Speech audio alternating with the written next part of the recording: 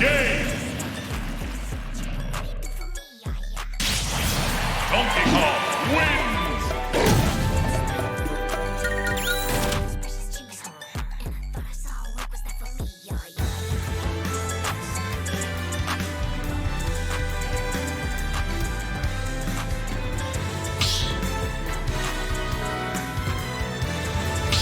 Start the battle! Start the battle! Donkey Kong! Mario! Donkey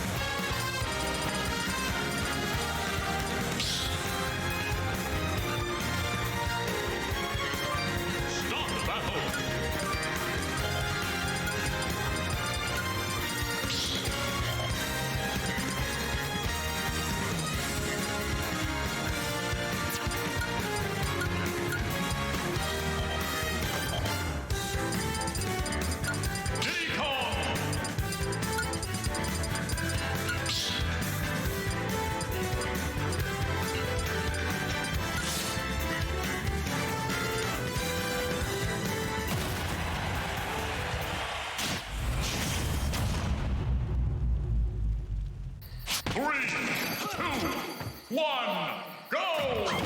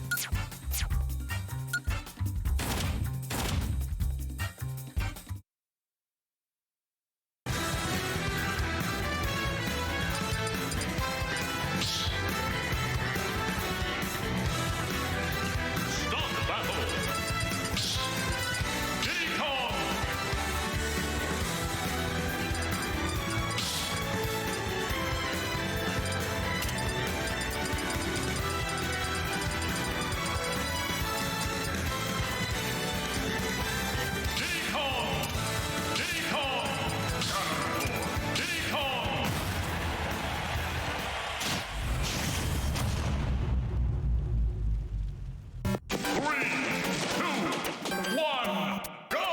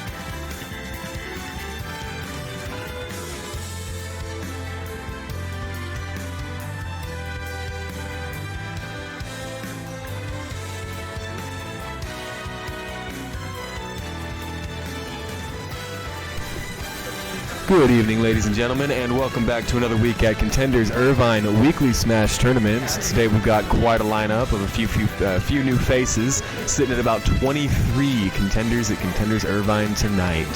First up on the screen, we are going to have a Kevin on the left and Mr. Adrian on the right discussing before they start.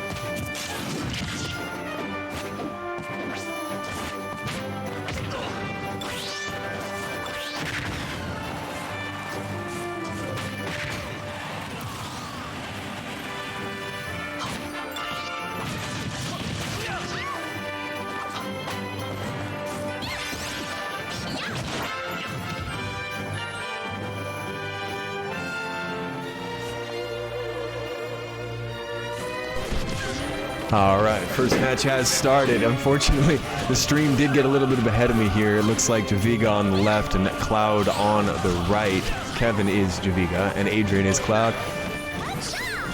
The early stock has gone in favor of Peach, who favors the floaty game and staying above P3, but it gives time for that Buster to start getting charged and immediately wasted. Charge is coming back up, but Peach is able to get in for some reason with no retaliation. It seems like we might have uncovered a bit of a shieldless game here. I'll put it that way. Buster Blade is charged and the attacks start coming out from P3, but he misses again. I'm not quite sure he understands the character's concept of it. Goes for another charge, but it ends as soon as he starts it, and they're going to sit at the maximum range and try and trade shots.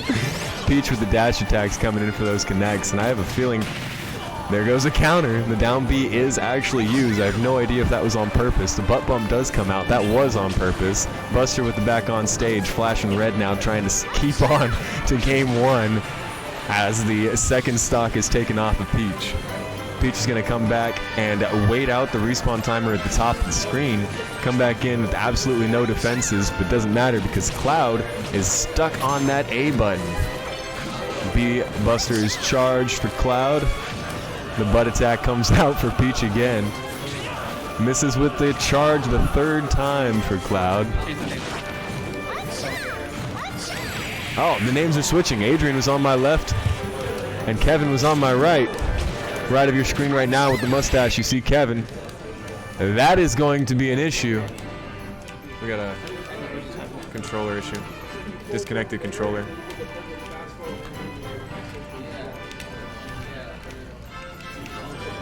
We have a disconnected controller coming out of Adrian's corner.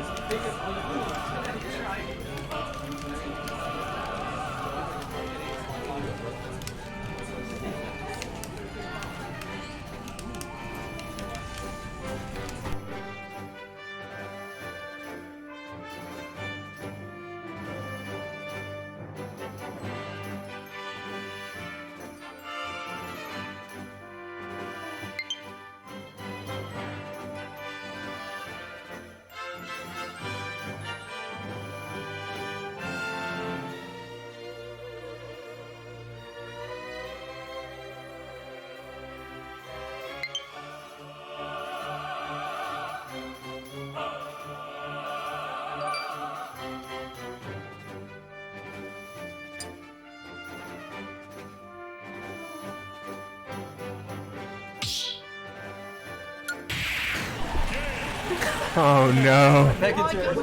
Right back into the end of game one, going in Peach's favor.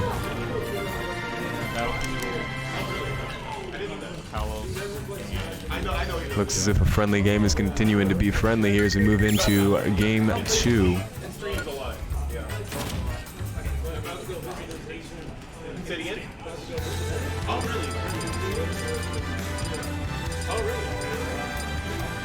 And it looks like they're going to gentleman's agreement. Oh no, they're going for Smashville.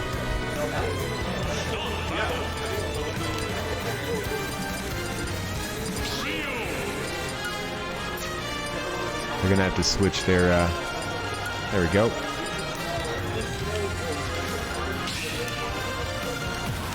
All right, and the character switch has come out for Kevin. Switching over to Ryu as Peach tries to cement game two. Peach with the down low butt bumps. I don't know if she's aware of her vertical attacks, but the up A attack does not come out, and instead she gets the stun strike from Ryu, who turns it into a spinning kick, but does not connect with the entirety of it. Peach trying that butt bump again, but the spin comes out. Looks like Ryu, if he controls this platform, is going to have an excellent game pressing that B button. And there it comes again. Some might call it spam. I just call it meat from another place. There goes the knock from P3, turns it into a Hayuku, but it doesn't actually render. There we go. Starts the combo, but doesn't actually land more than two. The attack comes out, but in the wrong direction, and Peach is able to make a small rebuttal. Doesn't count for much. Ryu's continuing to extend his lead on that first stock. The kick's coming out. Another miss and another miss, but the attack combo comes from Daviga, who runs right back into the spinning kick and is not sent quite off stage. Ryu with the first kill, trying to crouch in order to taunt a not very aggressive Peach into being more aggressive, and there come the jumps right into Ryu's kicks, a dodge back into him, another dodge, and a grab. The attack on the way down, getting some distance, the butt bump misses again, and here comes another grab. Another grab, Toad getting a little bit of the action this time. And it looks as if the shields are going to be countered more and more often as the grabs continue to come out. Not many strikes in this fight yet. Both of them trying to grab from about 70 frames away.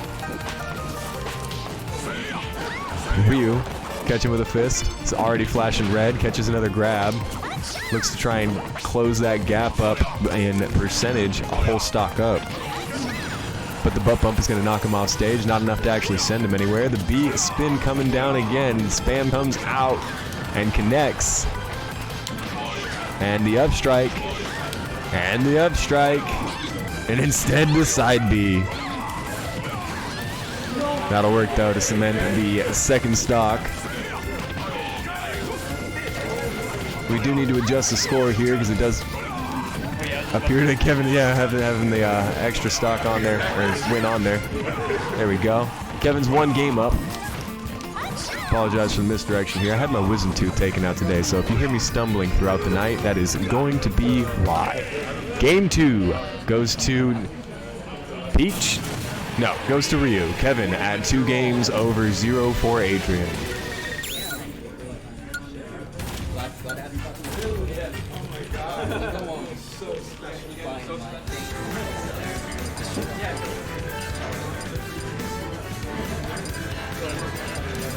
And they go for the gentleman agreement to go to Great Bay, it appears.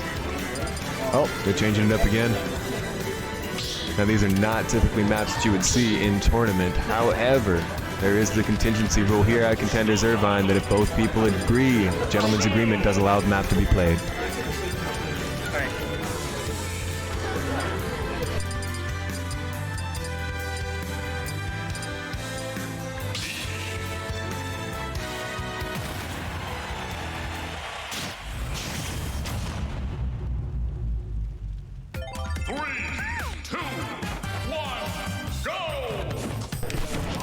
And we're back with Game 3 of the Kevin and Adrian set.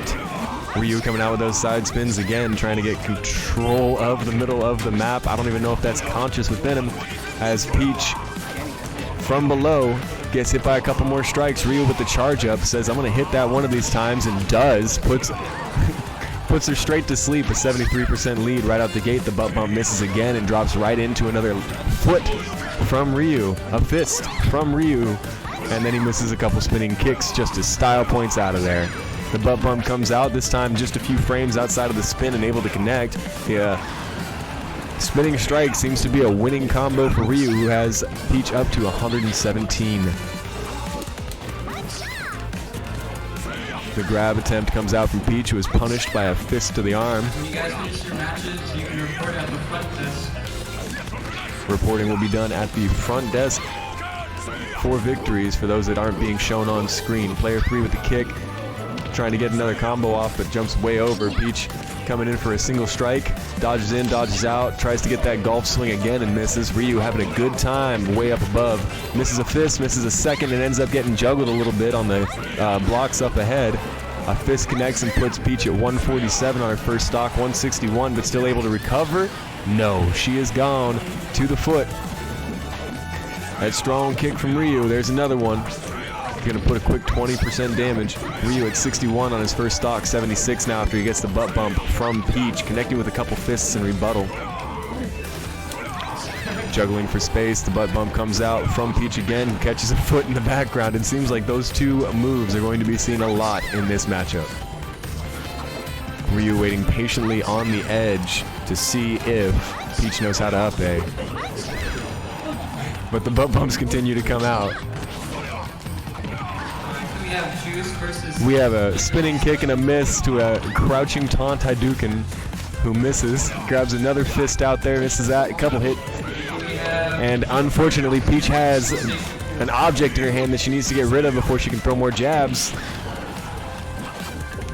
And she gets put up to 105% on her second stock.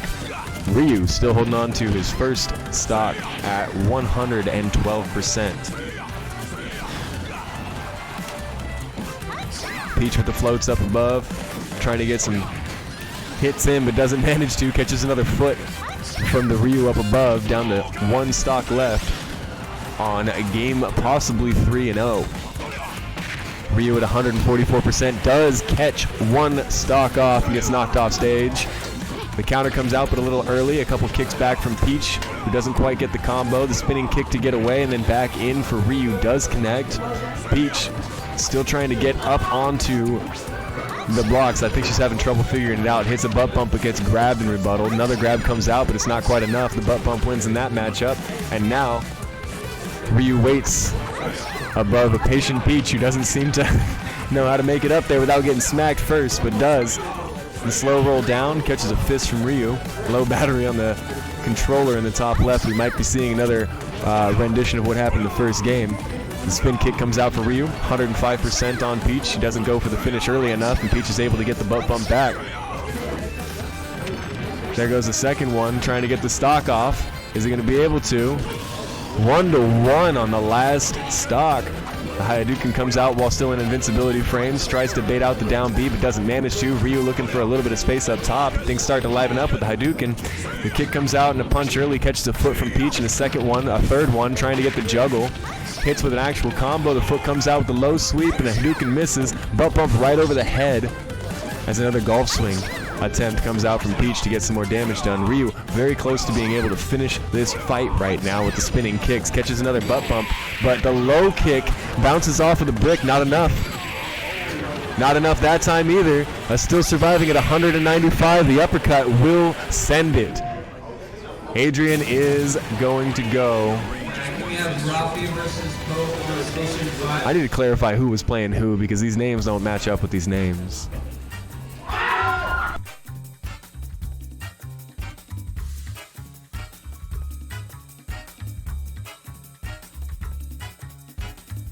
So it was a little bit backwards here with the pictures. Ryu was Adrian and Kevin was Peach. Adrian is going to continue on. Kevin is not.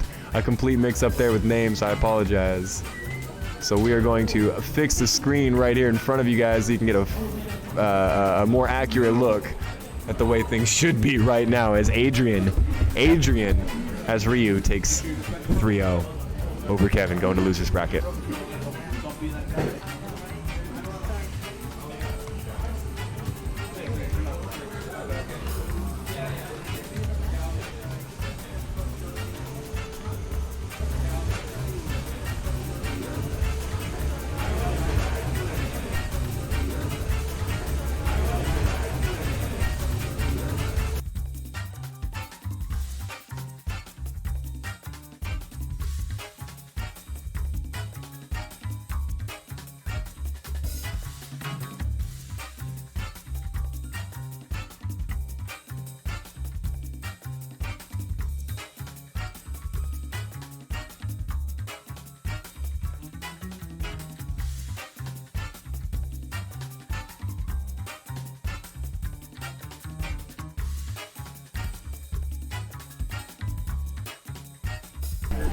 We are going to be on a short break while we get the next match set up.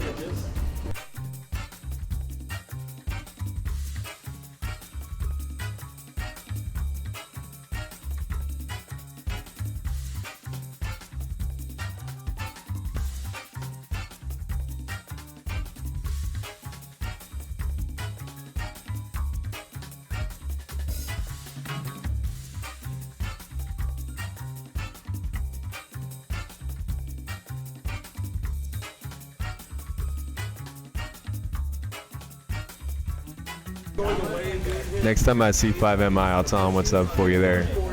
It's Grelly.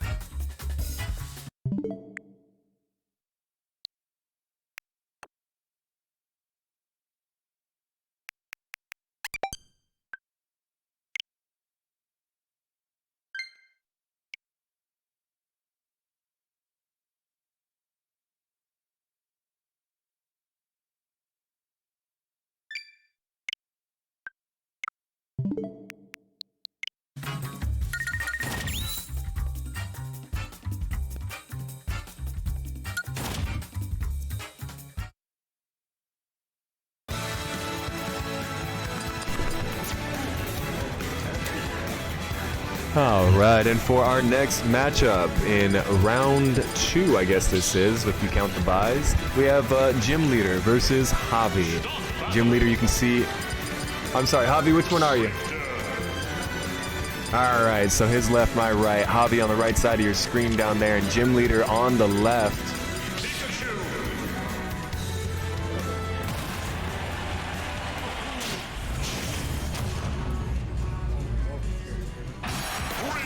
And you are actually going to be seeing a switch here in pictures in just a moment as I maneuver people to where they are represented on screen.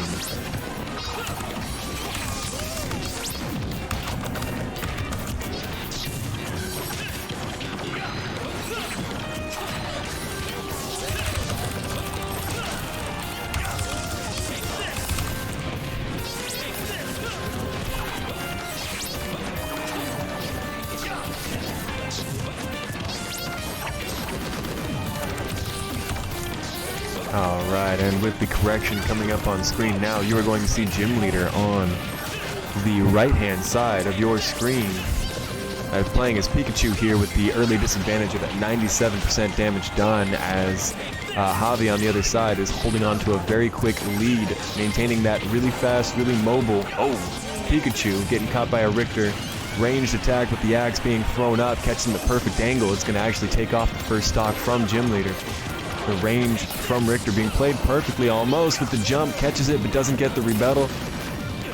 The headbutt, I'm going to say, coming from Pikachu, connecting a couple times. The attempt comes a little bit too many times and is punished by the down A from Richter. Richter managing distance very well, tries to get the boomerang attack plus a potion, and neither of them connect. Pikachu able to get that headbutt, looking for his spark to connect, hits him with a little bit of lightning, but the damage doesn't connect on either side. The axe is not going to hit, but the headbutt is. Side A, side smash. Oh, knocks back the boomerang as the strike comes up, the combo comes up, but doesn't seem to have enough damage with that up strike from Javi, as back into range Pikachu goes with that exhausting, I want to say headbutt. Someone correct me in the comments if you know the correct name for that attack. In with the quick attack, gets a little bit of range for a spin, and catches him with the side A. Javiga's going to go down to 2 stocks. 110% still done on Gym Leader with the big disadvantage coming into the second stock. Goes for a little bit of early damage and tries to manage the combo. Hits it a couple times, 32% damage done, as Richter is going to cost himself some time, some dead frames, and get punished for it, but manages to get the rebuttal. Throws down a potion, and the quick attack does not manage to get Gym Leader back onto stage. So Gym Leader down to 1 stock, rocking that side shock. Hits the spark the first time, but doesn't the second time. A little bit of a potion for Thunder trade-off comes through, but the headbutt's the first thing to connect, coming from Pikachu. Pikachu managing that low game on Richter, trying to stay in his dead zone. Richter off the stage, able to grab on from max range, but still caught with a second one, not knocked off entirely, has the chance to come back, has the chance again. Pikachu not able to edge guard the third time, as Richter gains a little bit of distance and tries to send out a few combos, doesn't connect. Pikachu with the strike, putting Richter at 136%, 143, flashing red now, holding onto the edge, trying to get that perfect guard, and he does. He manages to get back on stage, catches a tail. The quick attack, Pikachu getting more and more aggressive, trying to maintain that stance, but catches the ranged combo from Richter. That one was ugly. The damage comes out 1-1. Stock advantage is gone for Javi as Gym Leader manages to just take about 70% into that last stock. Pikachu catching a couple combos at 104% damage. Creeping up on him now. Javi looking to catch a third combo with that potion, doesn't manage to, but gets the down strike, tries to combo into the up strike and doesn't get it. The quick attack save puts him right in potion range into the grab, and that will be Game 1 for Javi.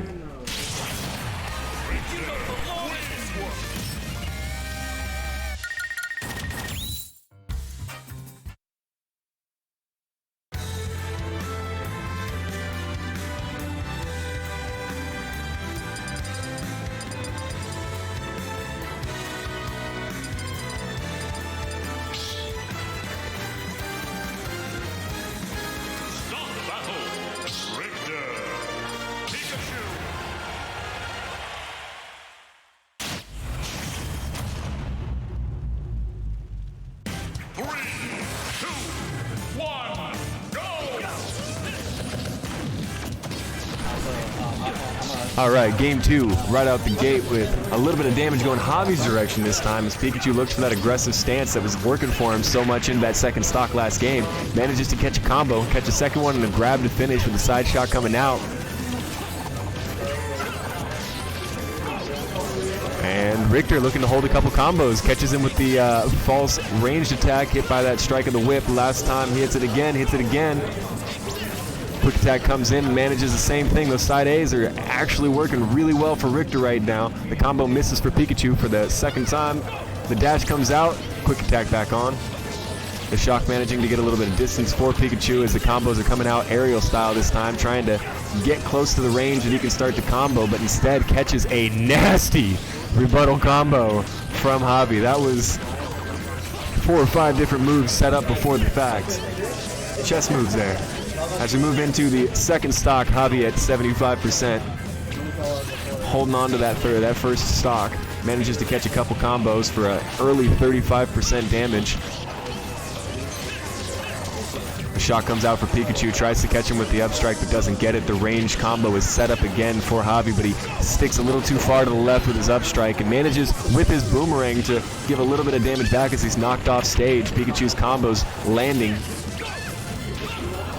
Gym Leader goes to edge guard, misses it, but the potion also misses, and he actually grabs through the attack and gets the extra damage.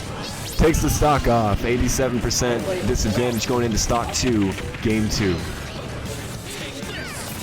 With the dash back on, Gym Lead is able to get hit. Oh, one more time. The quick attack comes back on. He shields in time, tries to get the aerial, but doesn't, and gets grabbed instead. There goes the dash back on. And there is the second stock from Gym Lead as the grab comes out. The attacks and the aggressiveness stepping up as he's finally within that close range for Richter, the range he wants to be in. Richter trying to push him back, gets a quick attack combo on him. Catches him with the, mid quick attack axe. The boomerang comes out to maintain a little bit of distance, and here comes the dash from Pikachu. Shields through the A attack and catches a combo, hits that potion, but catches a second combo, goes for the tail whip, doesn't manage to get it, but knocks him off the edge with an edge guard and catches an up B instead. Those ranged whip attacks that worked so well for Javi are coming out again. The up B takes the side of the stage, the dash comes out, misses, but the legs from Pikachu do connect. The shock is countered, but the quick attack is not. The second headbutt, a thunder. The first thunder we've seen in this game, the shock, the knock, and that will be a 2-0 finish for Javi in round 2 over Gym Leader.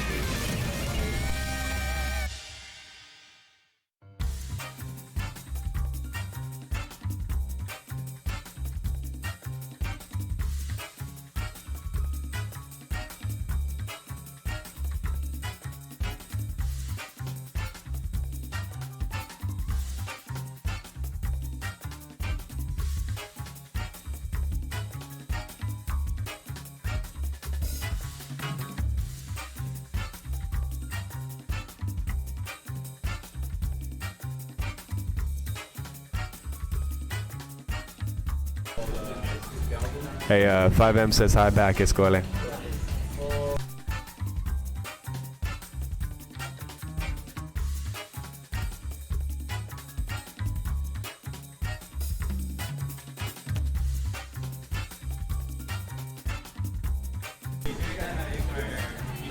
We're going to take a very quick hiatus as we get the next contenders up to be on the streamer station here at Contenders Irvine Weekly Smash.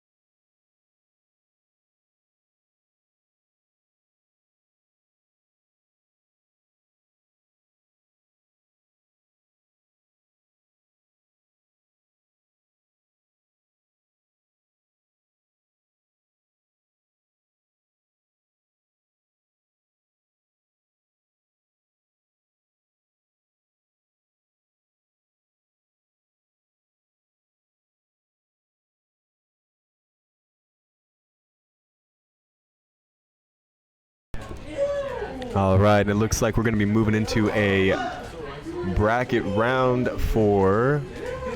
Alright, here we have Poe versus Slim Jim on Stream Station. I don't know if you heard that in the overhead. It's going to be Poe versus Slim Jim.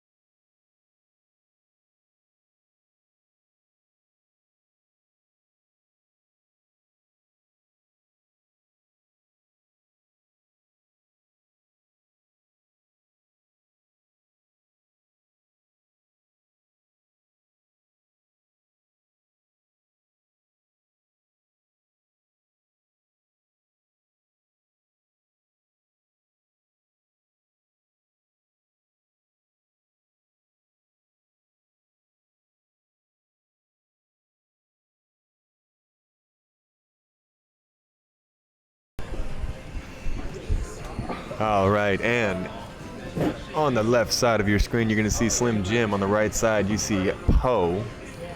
We might actually be switching that very, very quickly here, depending on the setup, and it looks like we are going to be switching back. So if you'll just bear with us for a moment, we're going to switch these names around, make sure everybody's in the right location.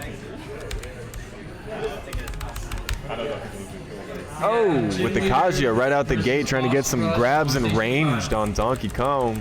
Donkey Kong knocked off the edge, and early 80% damage done as Poe is trying to maintain some sort of composure, get back on the stage as quick as possible. An early free stock off of Kazuya. That's going to cost him in the long run.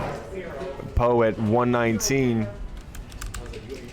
As we switch around these names and make sure that everybody is actually reflecting where they're supposed to be. I do apologize if you were looking at a different screen there. The grab comes out from Kazuya. The missed SD, unfortunately, never going to be seen in the annals of history. Slim Jim gets away with murder on that one. The damage comes out that takes DK off the side of the stage. For a rebuttal stock, Kazuya trying to maintain that distance. Those dangerous dodges back on the stage for him. The combo misses ever so nearly.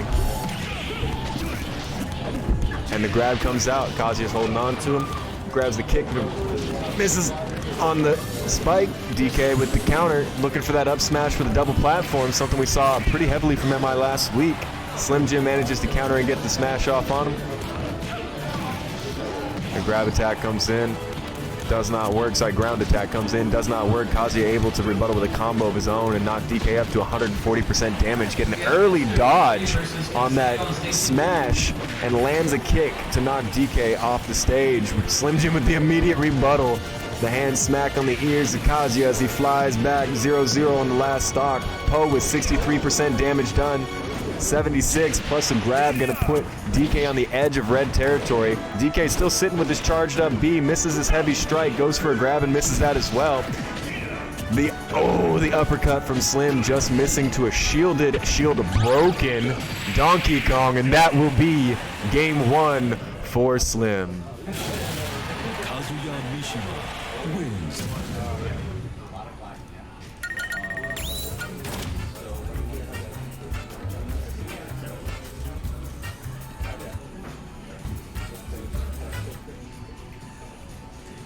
Oh boy. I don't want to preview ads, I want that one. There we go. Haha, I'm learning how to do this in the background. I'm going to be able to manage all this.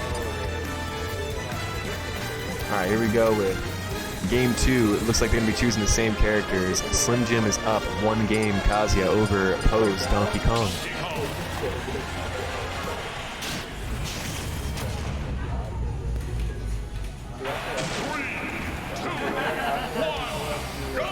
All right, game 2 starts with an early attempt to charge from DK, countered into a couple of strikes, just side A, side A, side A. Kazuya with the attempt at a perfect dodge doesn't land it and is knocked off stage. Has to actually up B to get back on. Gets the kick, the double kick, and it looks like they're just trading some basic combos. The dodge comes out again and a miss. Kazuya with the down strike. Catches the grab on Donkey Kong, tries to go for a finish, and it looks like he's going to be able to get some steam to it, but it doesn't connect to anything. Donkey Kong says, nah, I'm going to throw you off the edge of the stage. It doesn't end up in a finish, both of them sitting at about 100% damage. The laser blocked by the platform as DK is able to charge up. A grab comes out, a laser to finish, but doesn't connect. The up B from DK does get him back on stage. The shield not actually in position for Kazuya, but it is for DK. Kazuya flashing red, but not able to do anything with it. He ends up off stage. Early 1 stock lead for Poe. Poe at 115% damage. The strikes coming back. The uppercut from Slim trying to get him over 160% damage, trying to get him out for that first stock. The flashing on DK, not entirely because of the damage. He does have a strike ready to go. Misses the grab. Kazuya looking to finish and does. Takes that first stock. At only a 30% damage done to him on the second stock. The side spins come in from DK, charging up as he's playing. The simple strikes turn into a grab combo. For some reason, while shielded, he could not be grabbed 1 frame or 2 frames out. The double grab does work as soon as the shield drops, and Kazuya is able to do a good, healthy amount of damage as DK is trying to get back on screen. The strike comes out, but it doesn't connect as instead Kazuya grabs onto the head of DK and sends Poe back off stage. Poe flashing because he does have his B charged up, but catches a laser at 124%. The B connects, but it's not enough to finish. Slim now flashing red. Got that demon power coming out. The damage has been done for DK. The charge has dissipated. Kazuya goes for the grab and doesn't manage to get it, but lands a combo in the background with an early tap. The spin from DK saying this is my lane and gets back on stage at only 34% damage done. The kick combo rebutted by a kick from Poe. The laser from off stage not able to be seen and connects. The stage is now set for both of them at 82% to 139. The roll comes out from DK. That middle position is back to him. The grab comes out. The attempt to throw off. He just goes directly for it and connects. 1 stock game with a 94% disadvantage going to Poe for game 2. There goes the grab. Poe trying to stay on stage with that up B. Connects from the side. Hits a strike. Slim barely taking any damage from it and gets a combo attack and goes for the uppercut and lands it. That's going to be a 2-0 victory. Slim over Poe. Kazuya Mishima wins.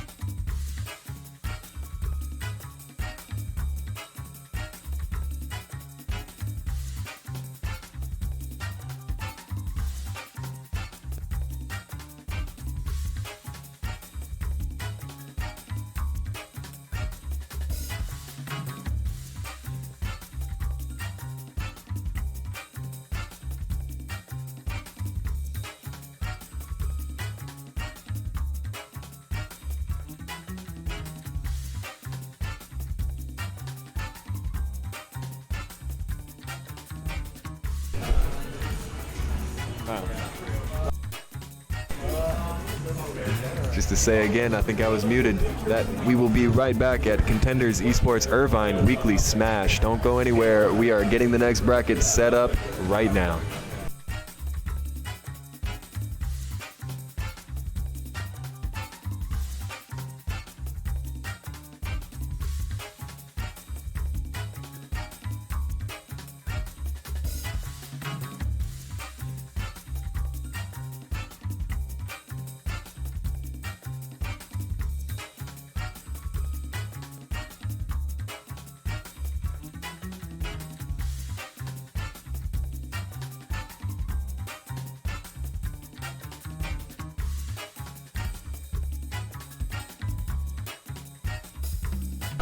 Yeah, Ice League versus Slim. All right, it looks like next up in... Ice League versus Slim Jim on Stream Station. Ooh, I want to clarify. This is... It says losers round 2 on the brackets. This is losers round 2. We're going to be looking at I Sleep versus Slim Jim.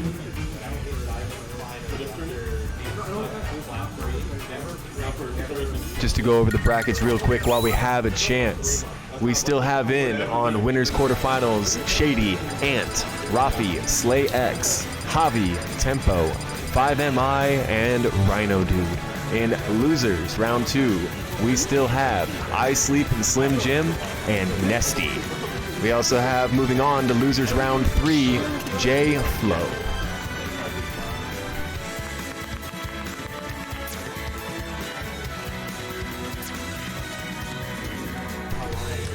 I'm just gonna switch these names up so that they reflect the people that they are supposed to. I Sleep moving into the left position.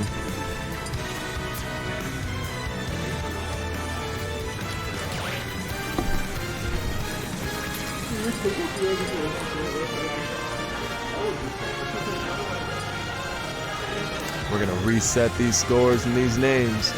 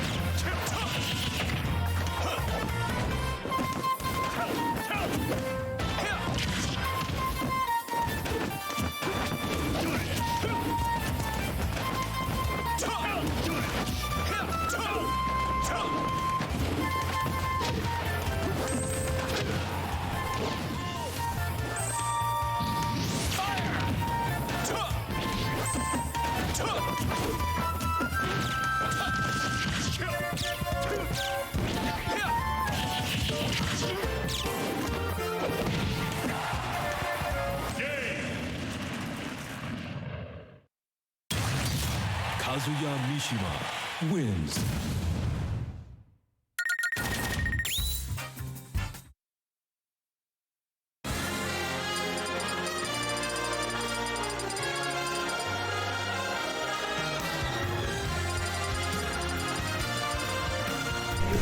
Is that 1-1 or 1-0? 1-0? Okay.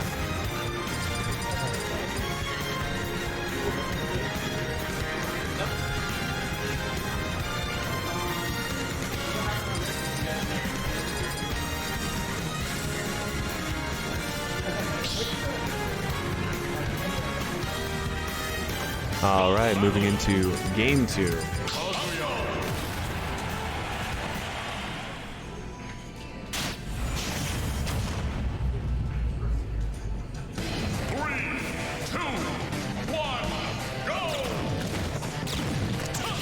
Slim gaining that a little bit of damage to close the distance, tries to get up on to where Falco is hanging out edge of stage. The dash comes in for Falco, the second dash again. Hasn't been struck yet, but as soon as he is, takes a big 12% damage as Kazuya starts to look to punish, catches one combo, moves it into a second.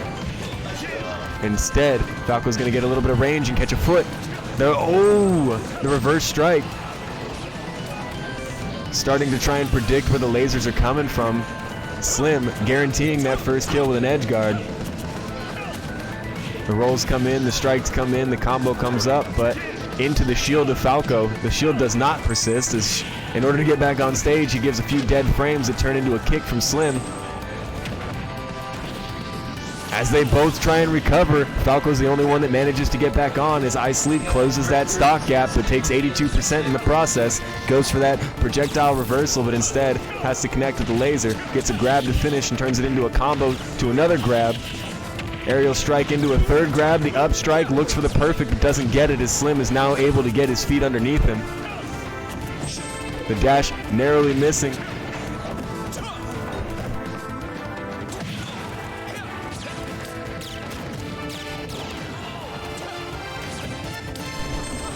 Running out of stage on our game stations here. I'm having to move to the side as we get into this last bit. Kazuya at 70%, still holding on to a little bit of a percentage damage, but the stock difference has gone to 0. The charge now on Slim as he tries to get that final punish. Falco looking to get that combo, but the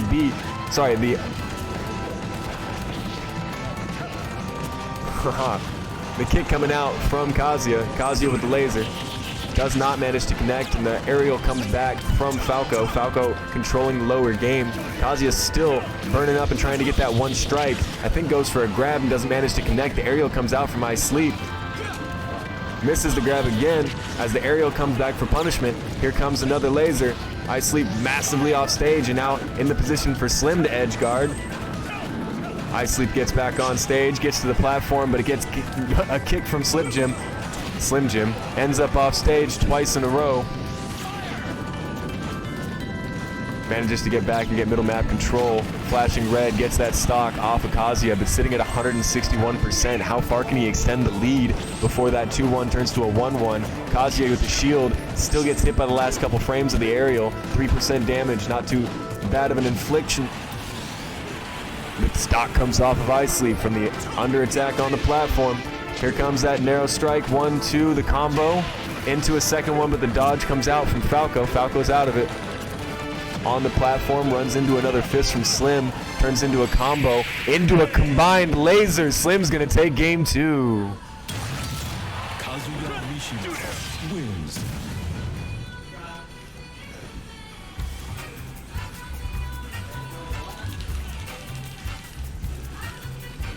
Stands up for a second here.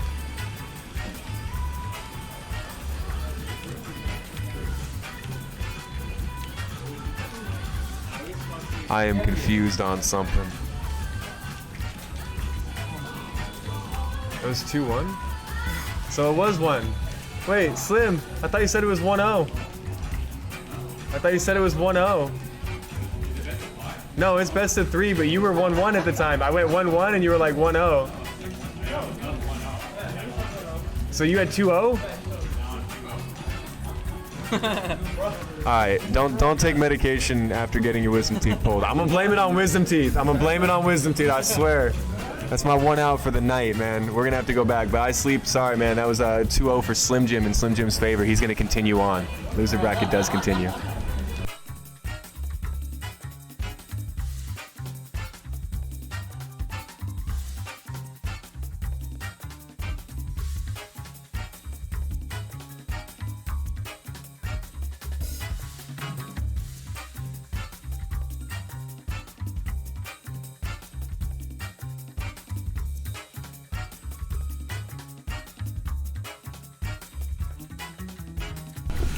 Alright, scoreboard now reflects the reality of events. I do apologize. It is getting hard to stream and fix it at the same time. I bit off as much as I could chew.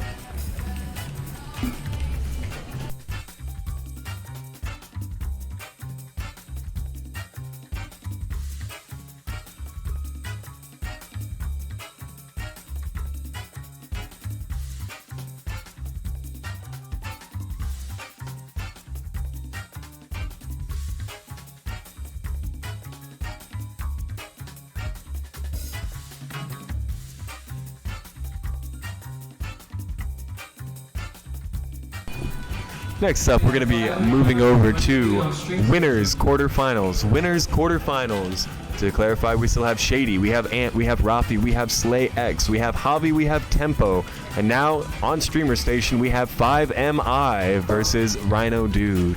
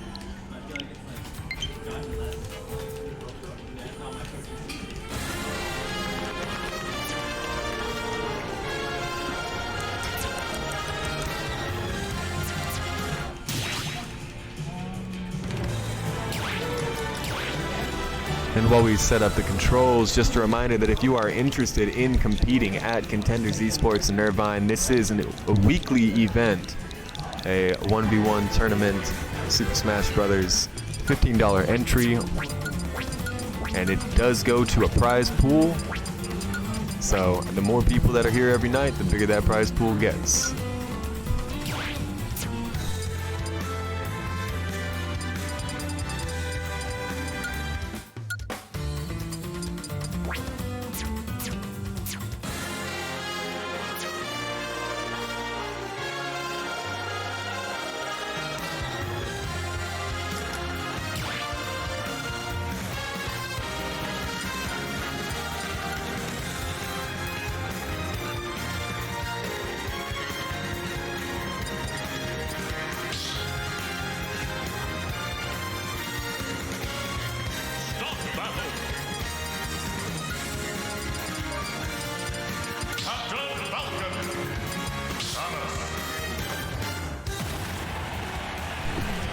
And Good Spirit Fist Bump comes out for winners quarterfinals, 5MI versus Rhino Dude.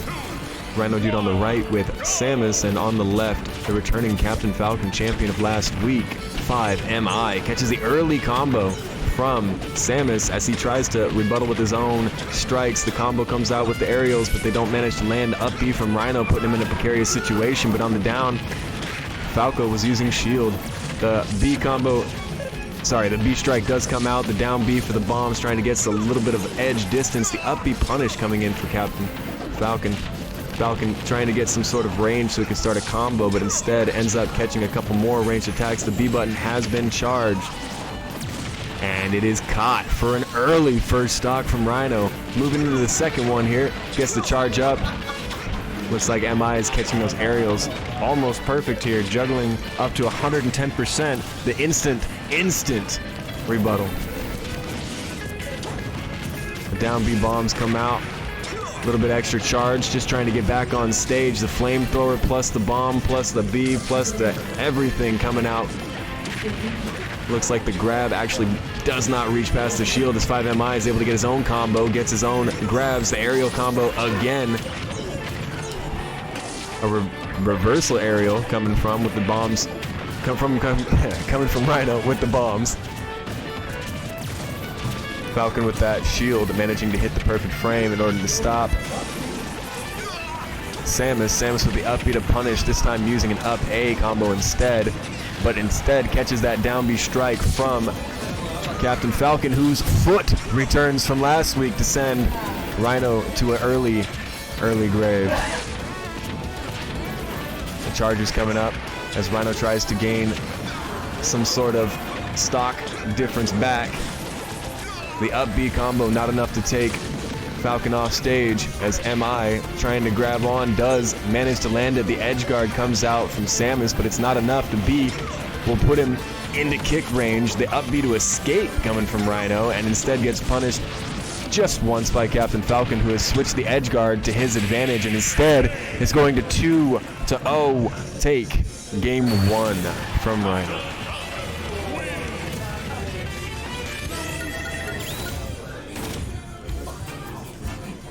And they're going to move immediately into a game 2. We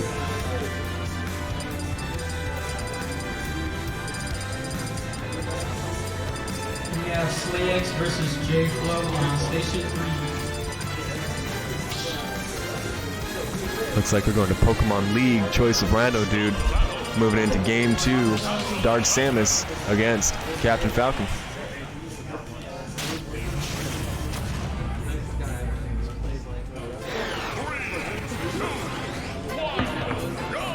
Alright, Dark Samus managing to get that distance, but not enough for Captain Falcon not to try and punish. Gets the legs off and is now instantly edge guarding at 29%. The grab and slam comes out with a kick rebuttal.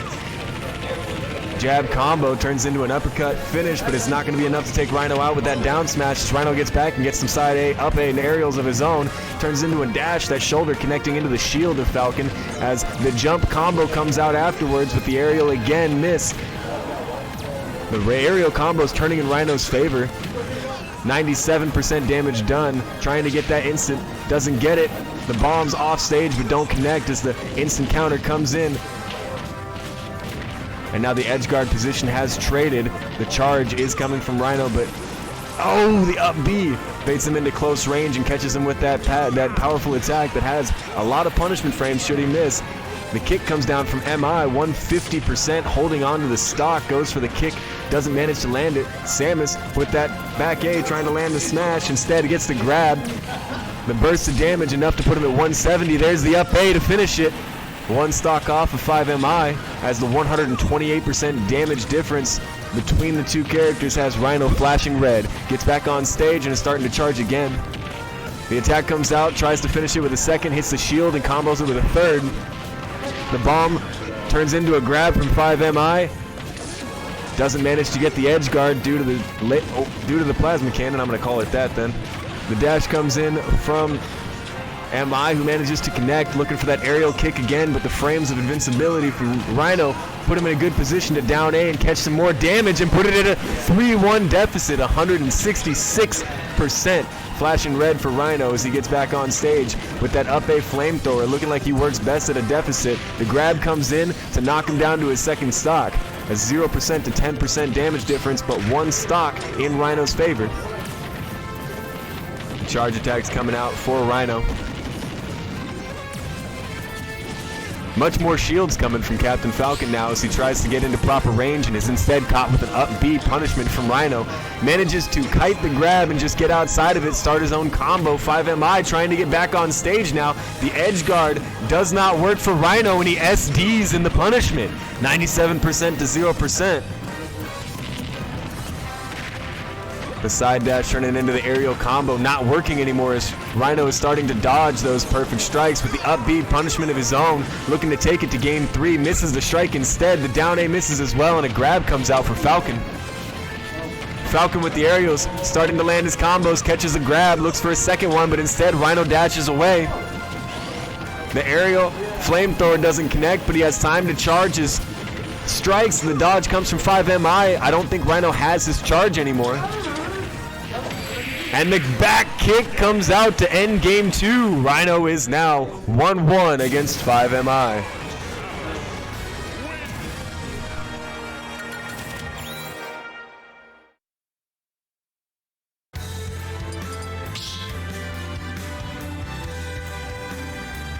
Start battle. Captain Falcon.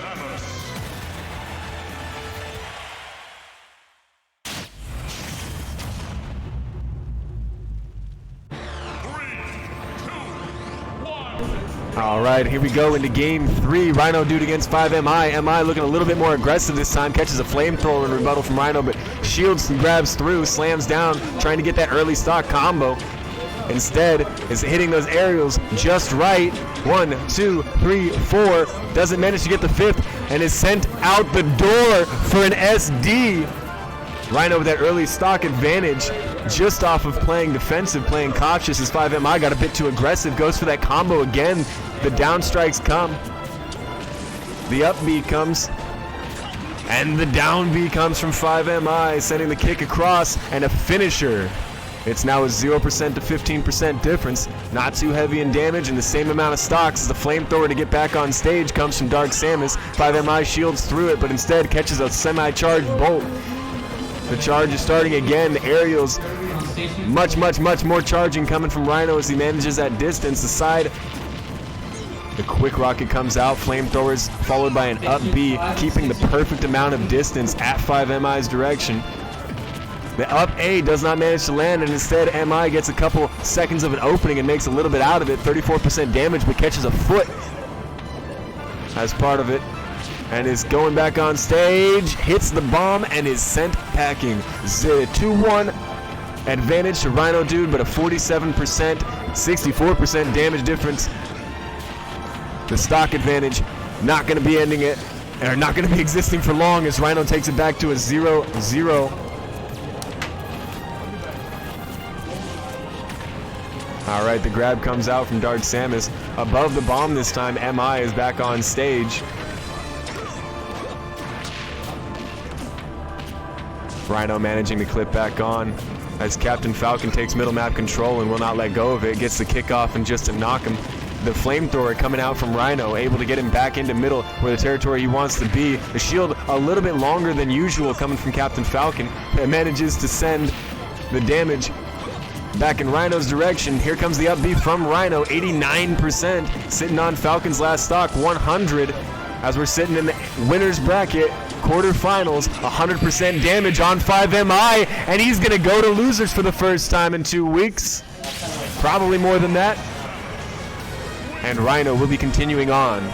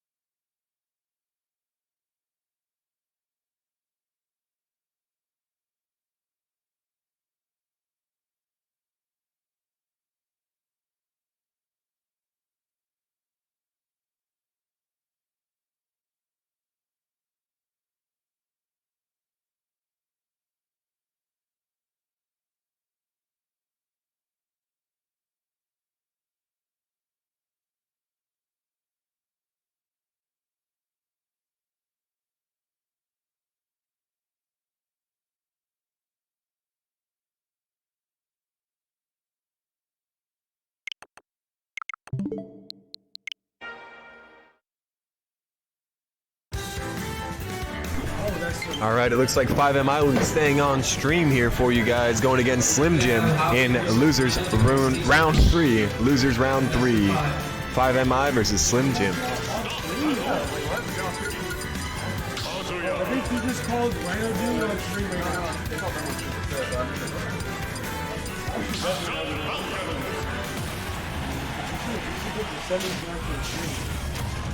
Semis for losers or? That was a cool sound.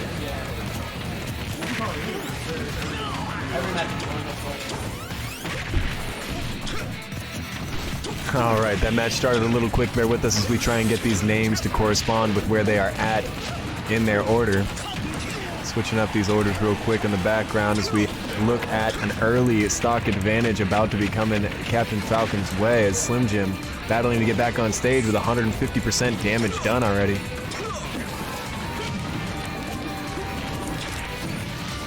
And instead getting his own reversal and his own combos on Captain Falcon, putting him in at 128, manages to get all the damage necessary. All the damage necessary to make this a 3-2 game with a very, very heavy damage advantage to MI. MI manages to capitalize on that and send it back to 0-0 at 2 stocks. Slim controlling that middle stage as Falcon goes to try and grab him, catches it, hits him with an uppercut on the way in and goes for that aerial combo. Slim not having it, gets low, but instead gets hit way down and spiked. That's going to be a stock advantage to Slim with only 50% damage. Sorry, stock advantage to 5MI with only 50% damage done to him. And the damage reaches an entire stock in difference as Slim takes another 60% damage, even now in the amount of knockback that they're going to be experiencing. But Kazuya, being the much heavier hitter, doesn't have to hit as many strikes. Captain Falcon landing grab after grab after grab to try and get that damage done. The up strike is going to land it from platform, enough damage to send him off stage. An early 1-0 lead for 5MI.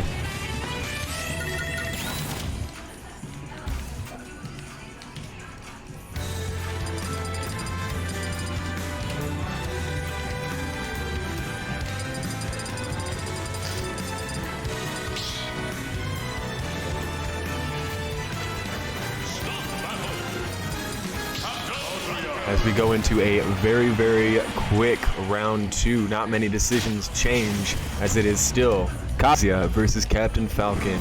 Best of 3 sitting here in losers round 3. Slim Jim trying to stay alive against 5MI, who has one game on him.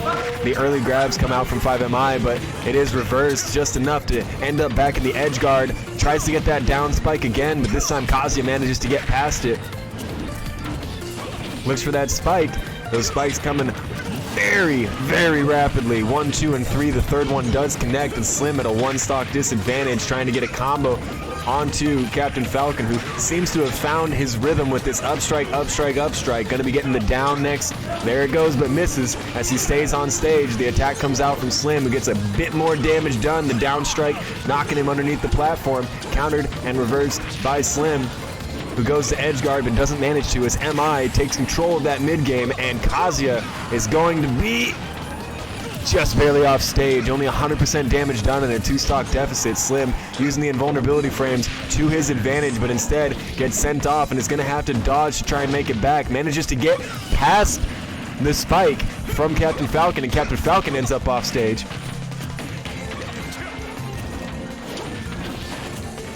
Slim with the dodge, doesn't manage to get it the second time, but does get back on stage and is now in an edge guard position on MI, but loses it quickly to that mid control from MI's aerials.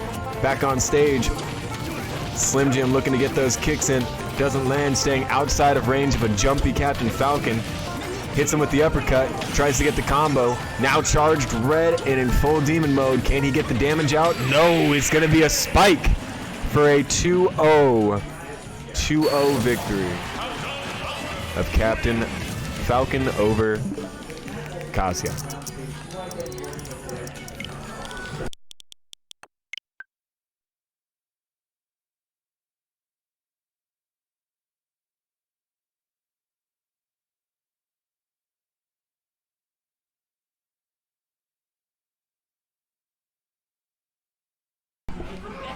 Don't go anywhere. We'll be back with another game on the stream station in here just a minute. We are waiting for 2 contenders.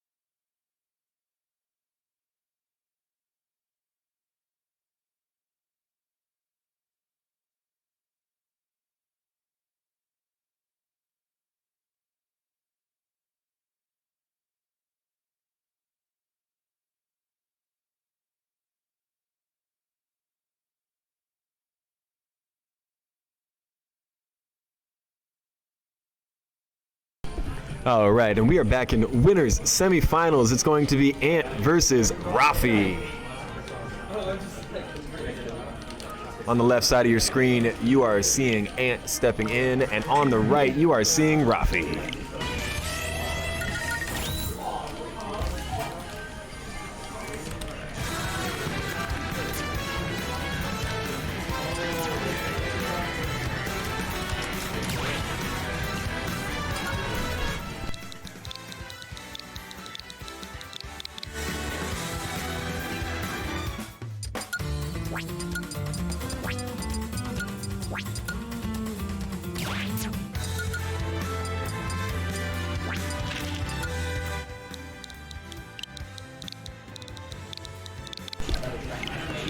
All right, and as Ant is setting up their account, it looks like they've already found it. Rafi is going to be doing the same, and then we will kick off our winners, I want to say, semifinals. Winners semifinals. Just an update for those of y'all who want to know who is still in the tournament. We have winners semifinals with Ant, Rafi, Javi, and Rhino Dude. In losers, we have round 4, SlayX, Shady, 5MI, and Tempo. 5MI trying to squeeze back into the winners after his victory last week. But a couple new guys here trying to shut that down.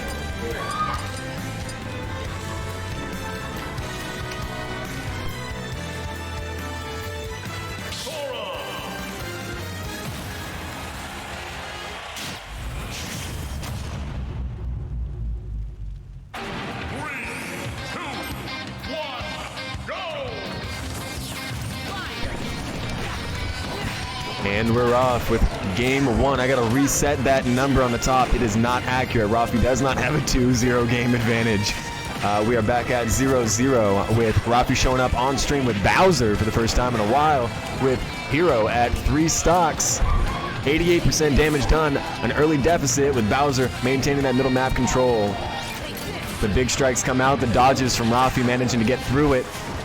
Ant goes for the combo and doesn't manage to land it into the strike. One shield from Bowser isn't enough as he gets the second time. Looks like below the stage attacks are coming out from Ant, trying to go back for the grab. Ant manages to get on the stage, goes for that dash a second time, and Bowser trying to play the frames away. Instead gets hit by a heavy combo, almost sends him off stage, but 110% might not be enough to send Bowser out. It takes a bit more than that, as the strikes from Sora do not have the amount of damage required, but that down B, the grab definitely does. The one stock advantage only a few percentile off of an even game, but the damage advantage definitely going in Rafi's favor as he counters the key strike with his own fire breath, getting that extra distance, comes in after Thundaga is used. The down strike from Ant puts him back on the stage. Sora barely able to get that frost off. The up B comes out and sends Bowser packing. 72% stock disadvantage, but not anything that isn't recuperable. The fire comes out from Sora's Keyblade. Enough to send the damage, but not enough to send the grab. The grab from Bowser connecting through. The distance played properly. Ant manages to get back on stage, controlling those keystrokes. 1, 2, and 3, doesn't get the combo past that, gets past Bowser's shield as Bowser is now in the first time position of trying to get back on stage through Ant's edge guard. Ant manages to hold down middle map control, catches with the ice, but Rafi with the down strike, the shell connecting on an already damaged Sora. The stock advantage maintained in Bowser's favor, 24% damage, not a lot to knock back Sora, who's got 108% on Bowser, manages to get the dash. But the shell from Bowser comes back out, catches the shield, the down strike, and that might be the spike that does it, but it might not be with Sora's amazing recovery. The recoverability on Sora is something to be reckoned with. The Thundaga coming out, not enough damage. Blizzaga doesn't get through the shield. Firaga, enough damage, and here comes the dash, the 1, 2, 3 elemental combo. The shield, the grab, the pull, and the recovery. Ant is back on stage. The flashing red Bowser still one stock up and trying to get this game won. Here comes the smash onto the platform, and you know what that means. Game 1 goes to Rafi.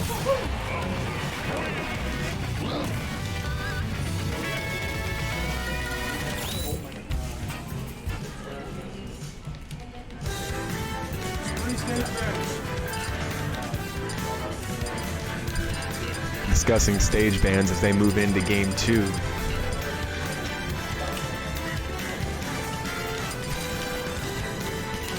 Bowser looking for that platform like Donkey Kong does.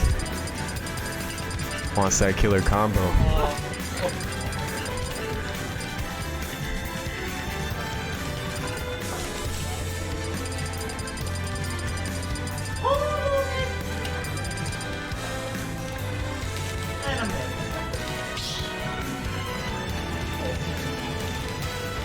Looks like Game 2 has been decided. And it's going to be a Bowser versus Sora again. All right. The blue Bowser that is actually red, and the red pant Sora that is actually blue. Bowser with that early down strike does not manage to connect, but the keystrokes do. Behind as the kicks come out from Ant, getting that middle map control over Bowser in that middle platform.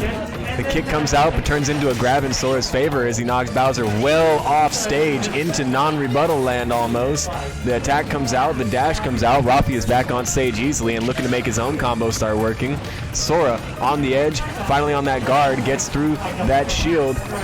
And the Thundaga comes out. Blizzaga following up. Nope, not quite. The grab attempt does not connect. There goes the Blizzaga with the up aerial. Does not manage to connect. Another aerial to finish, but no. The grab comes out from Bowser. Bowser with that flame, trying to keep him off stage. Manages to shield through the Firaga, waiting for that opportunity to counter the dash, and he does. The fire is going to be not enough as the up B still in Ant's back pocket. Thundaga available. Ant still got plenty of recovery possibility to get back on stage. However, by casting 1, casting 2, and then using the third to recover, Rafi was able to time it, and it goes to an early, well, not early, goes to a 2-1, 3-2 stock advantage. The stock advantage not followed up by much damage though, because the damage on Bowser reaching that critical point. He's not flashing red yet, but he's not far from it. Thundaga comes out and misses. The shell attack does come through from Rafi.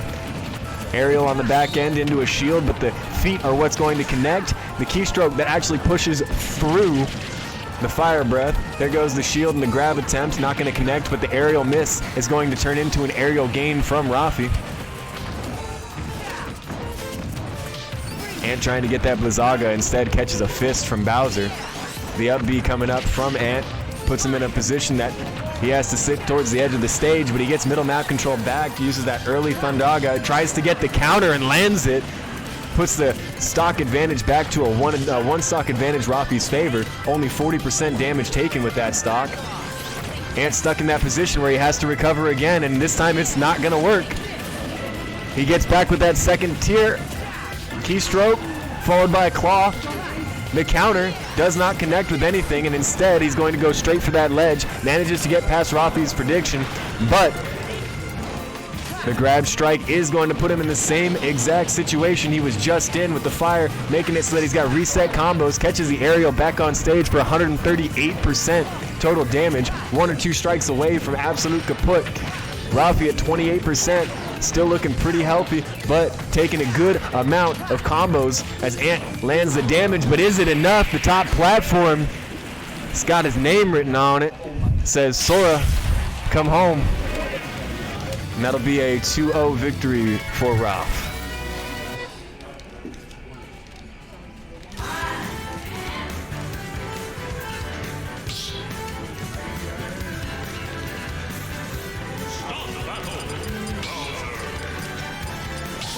Now, quick caveat, we are in winners semifinals. Is it best of 5? All right, yeah. Just to clarify, we are in winners semifinals, and in the semifinals it is a best of 5, not best of 3. Best of 5, not best of 3. So game 3 has begun. Thundaga coming out after some early damage done to Sora. The Keyblade sticking to it and managing to get a few combos. Firaga coming out. But the grab rebuttal turns into some platform play as the same edge guard situation is repeated over and over and over. This time the Keyblade dash not working in Ant's favor, and an almost SD comes out as he just ever so slightly pushes over the edge. Ant coming back, gets onto the stage. 56%, 70%, the damage increases, looking to get that combo with the shield, or shell. And he does get the down smash. Rafi had a very, very early 3-1 lead. Only 26% damage done, but Ant going for those combos. With the kicks, the fire coming back from Rafi. A little bit more of the dash coming from Sora. Sora not quite sure how to connect as the shell from Bowser. Oh, the down smash does not send Ant in the right direction. The flame breath, however, does. The Blizzaga able to get Ant back on stage, looking for that perfect distance, but instead gets perfect dodged, followed by a fist from Rafi as the fire comes out to try and guard, but the butt will do it, sending him up, not down. Bowser will take a 3-0 victory over Sora.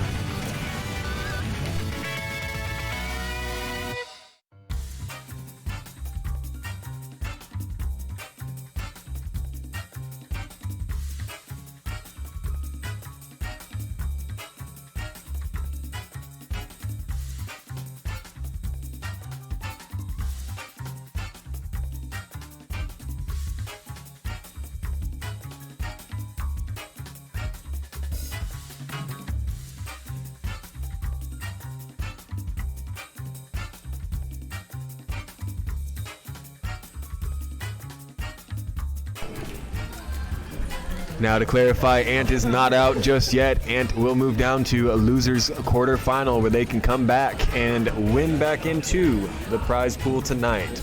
Moving on into winner's final will be Rafi, and we are now waiting on Station 3, a victory or loss from Javi and Rhino Dude.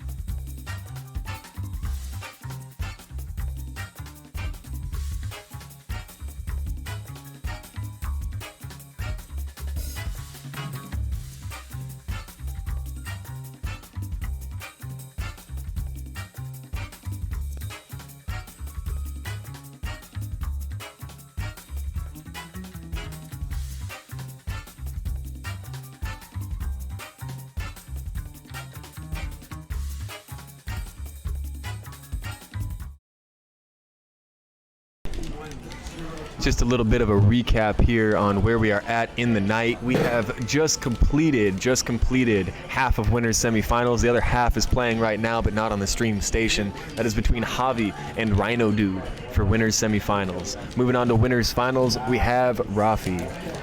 In losers round 4, we have Slay X. Slay X is currently playing against Shady on station 2. And then last week's champion 5MI is back on station 4 playing against Tempo. For Slay X, Shady, 5MI, and Tempo, these are survival rounds. Winner between 5MI and Tempo will play against Ant next.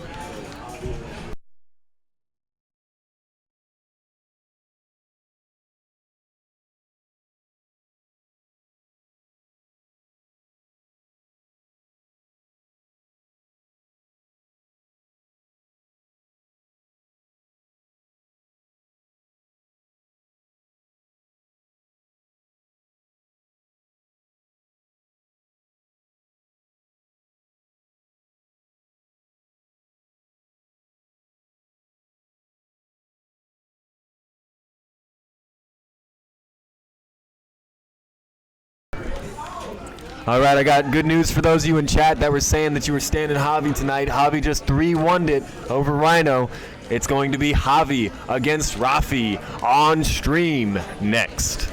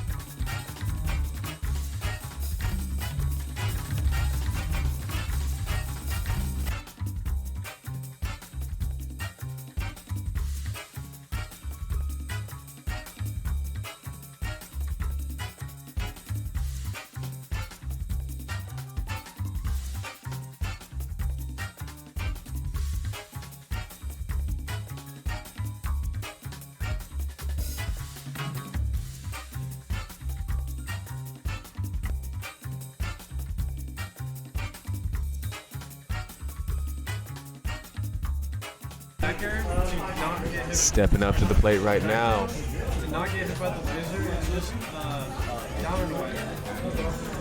You can see. Okay, I got all the cameras across, so we got on your right, my left, we have Rafi stepping back into the same slot as last time. On the left, you can see Javi.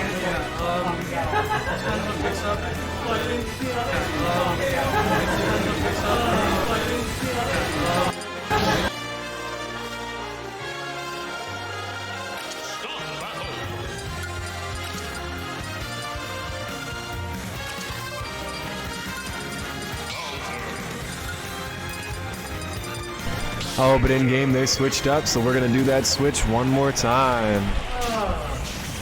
And we are looking at Richter coming from Javi against Rafi's Bowser.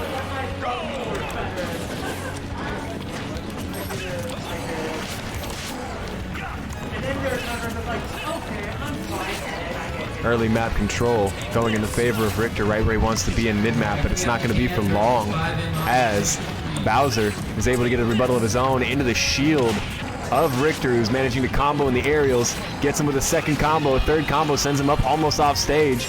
Off stage indeed. It's going to be an early stock deficit for Rafi, as it should now look correct on you guys' screens. Rafi on the left side, Javi on the right.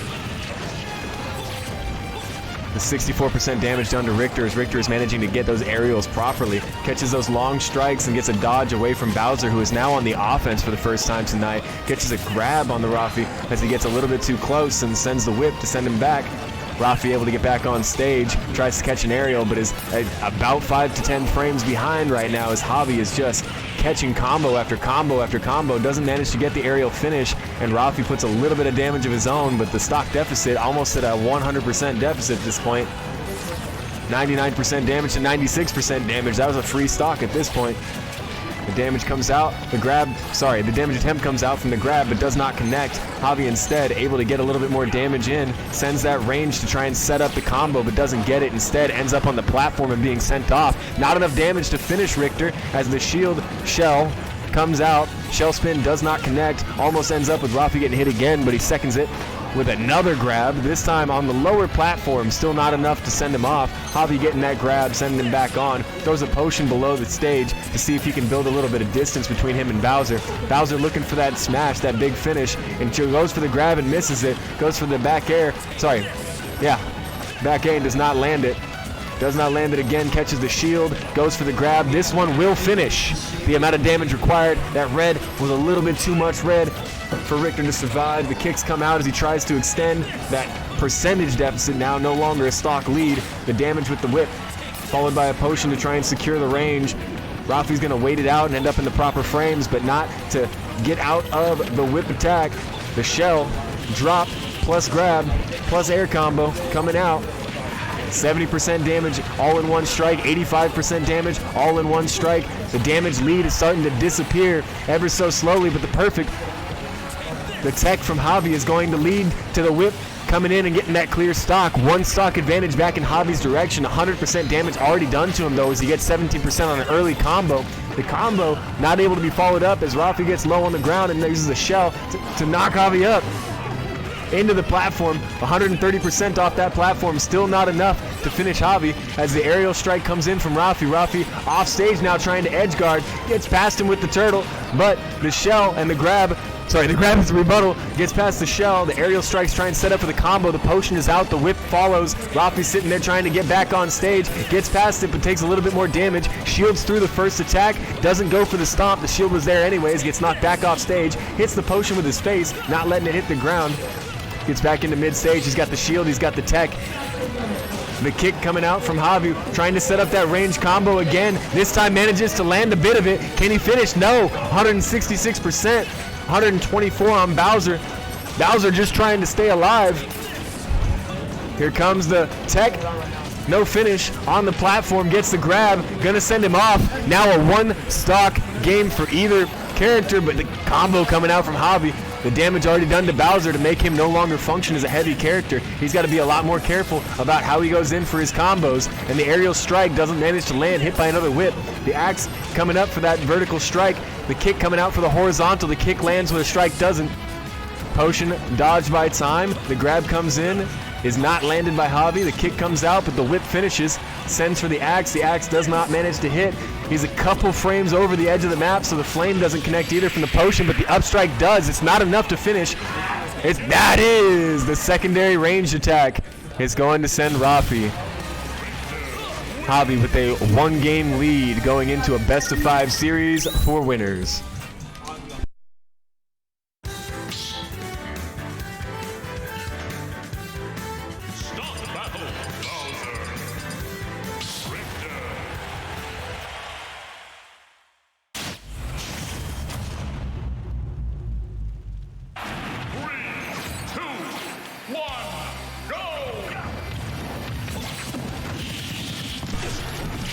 Game 2 has begun. Early damage on Javi, but rebuttal immediately. The flame and the potions coming out with the aerials and the range, trying to just keep combos flowing, but the grab comes out from Bowser, turning into an aerial combo strike from Rafi. A little bit of damage on the down, but not enough to keep him from getting grabbed. Rafi with that first grab gets hit trying to get the second. Javi with the aerial misses the down shell from Rafi. The range attack's coming out to try and set up. Javi jumps over his own boomerang. And instead the potion is going to do the damage. Eyes on the wrong prize. Bowser hit by a second one.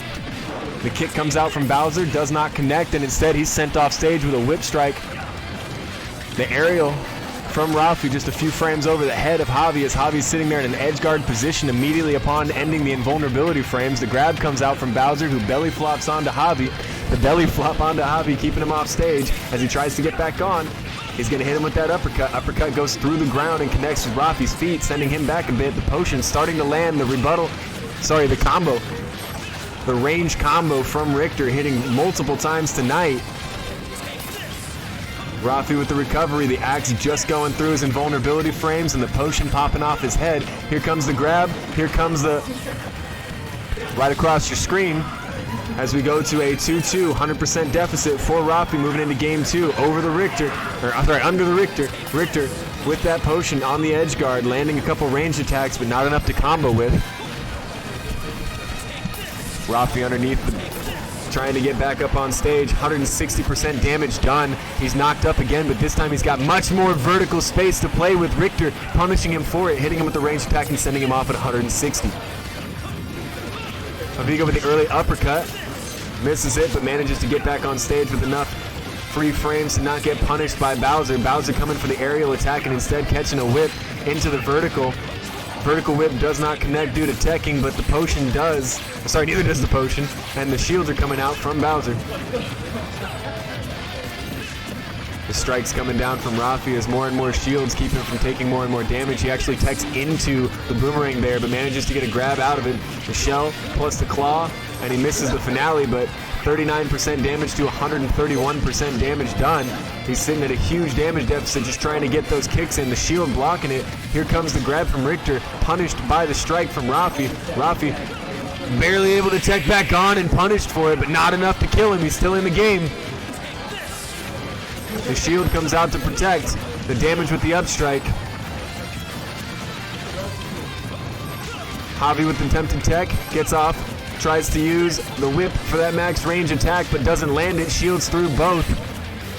Javi with the whip attack not landing, finally gets that knockoff, 144 to 0%. Still very much anyone's game due to the fact of how heavy that Bowser is. He has to get hit by one of them heavy strikes in order to knock him out. On the other hand, a simple grab on Javi can do a ton of damage, 170% out, and it looks like it's going to be a combo tech kind of game for Javi. The strikes, the aerial from Rafi. The second aerial goes for the air kick, but doesn't land it. The fire there, trying to burn through the shield, but the whip comes up as a rebuttal. Here comes the potion, a little bit of a distance maker.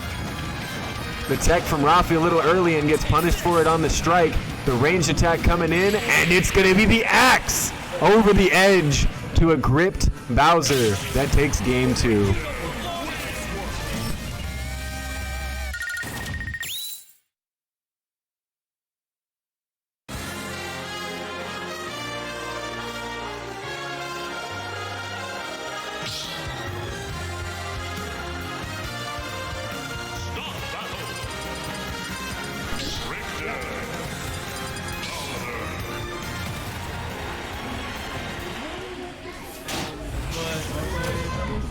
Here we go.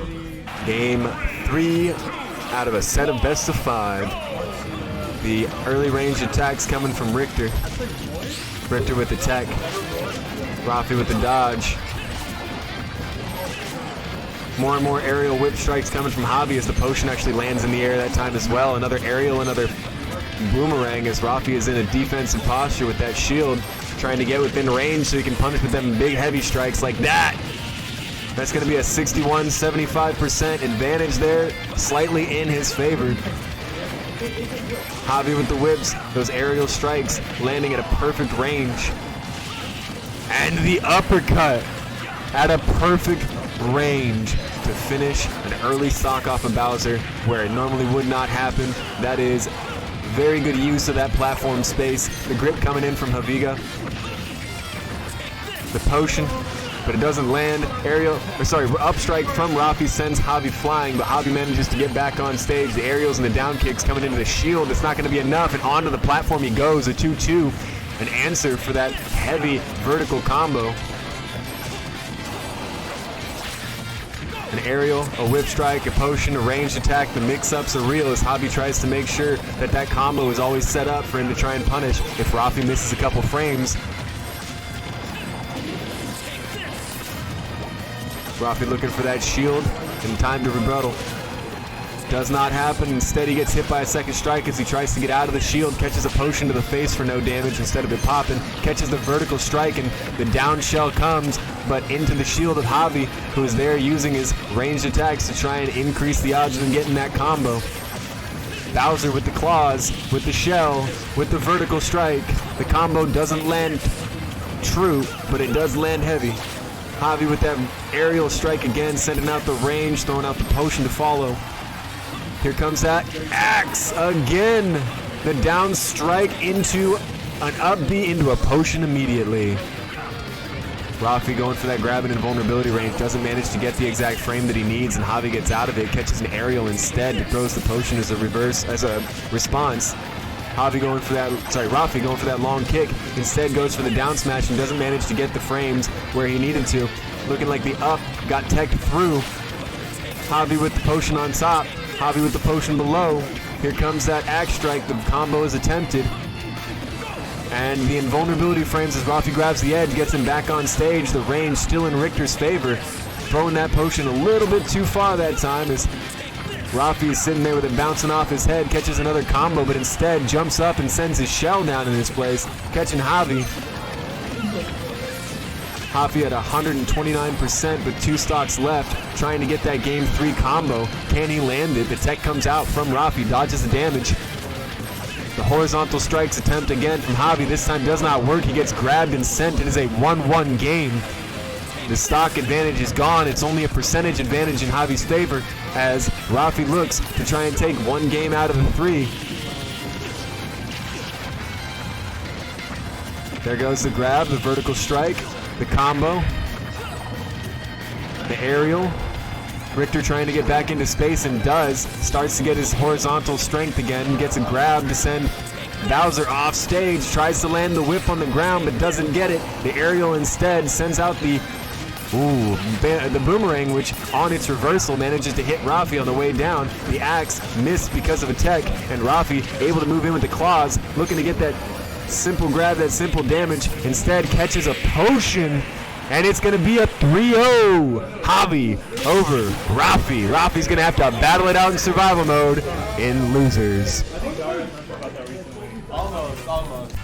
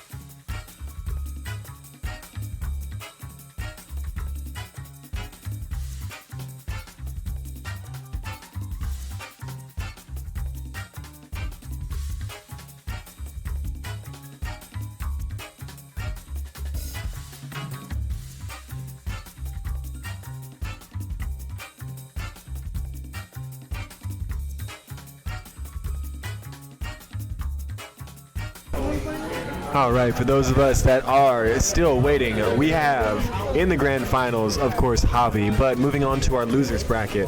Next up, we are going to be having Rhino Dude versus Shady. Oh, correction, they are already playing on Station 4.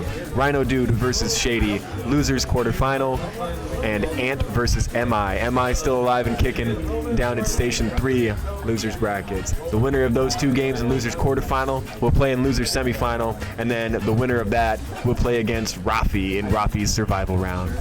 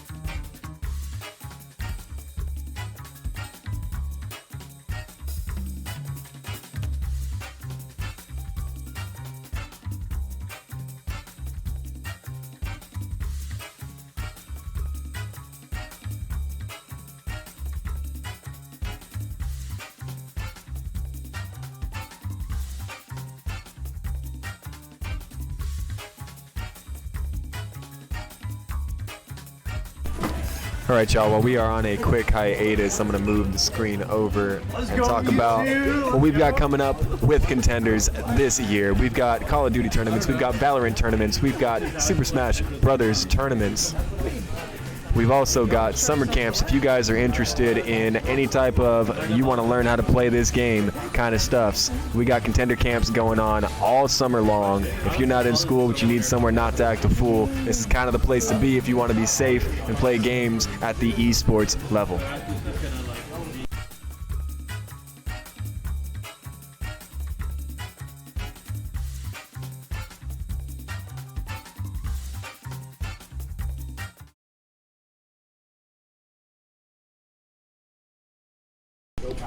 This Saturday and this Saturday only, the Valorant tournament $100 prize pool coming up, as well as the Halo Infinite 2v2 tournament, same prize pool. Stay tuned for the date on that one. I believe it's Sunday, the day after. We've also got the end of the month, April 29th and 30th, Kings of Cali $3,000 tournament. It is a 4v4 tournament, so find 3 friends, make 3 friends, find 3 people you hate but don't talk too much crap to you on Call of Duty, and bring them with you. We've also got some synergy tournaments, the Smash Brothers weeklies. We've also got the bi-weeklies that are working for the 2v2s. So if you need to see that calendar, you can go to Contender eSports Irvine.com and check that out there.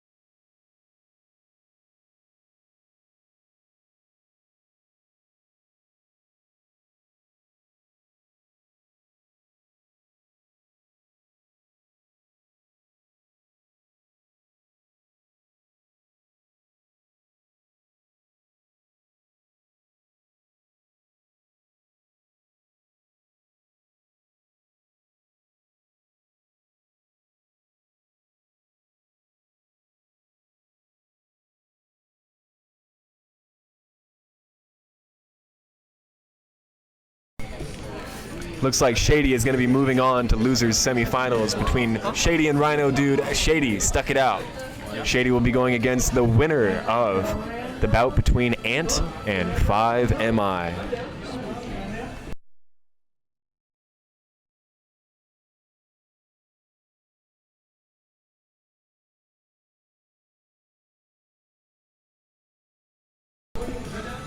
And it looks like 5MI has also stayed alive with a 3-1 victory over Ants. Moving on to losers semifinals, it's going to be Shady versus 5MI coming at you right now on stream.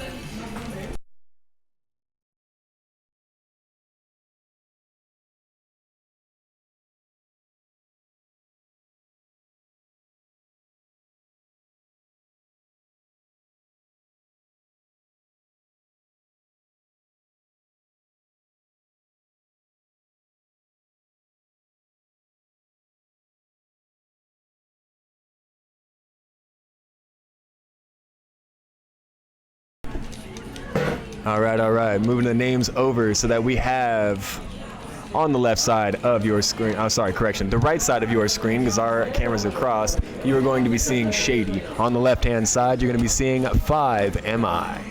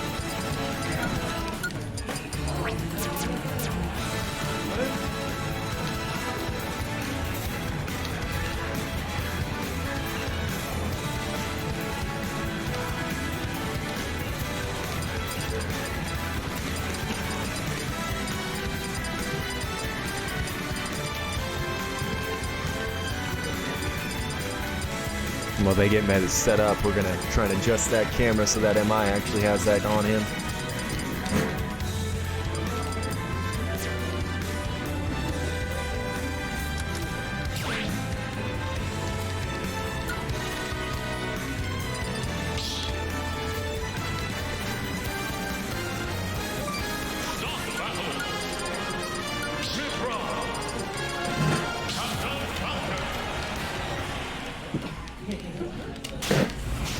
Here we go, game 1 of Losers Finals. Sorry, correction, Losers Semifinals.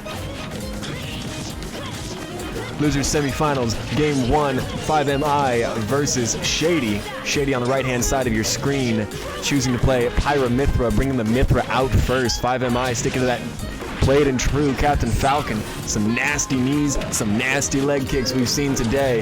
The grab for the early execute tries to come out, but it's not going to be quite enough as Mithra is able to get back on stage and own that middle map control.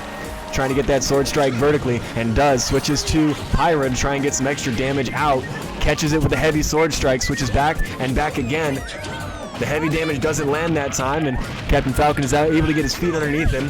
Looking like they're going to be trading some vertical blows. The shield dodges the strike from Pyra, leading into those up kicks we're getting to be too familiar with coming from Captain Falcon.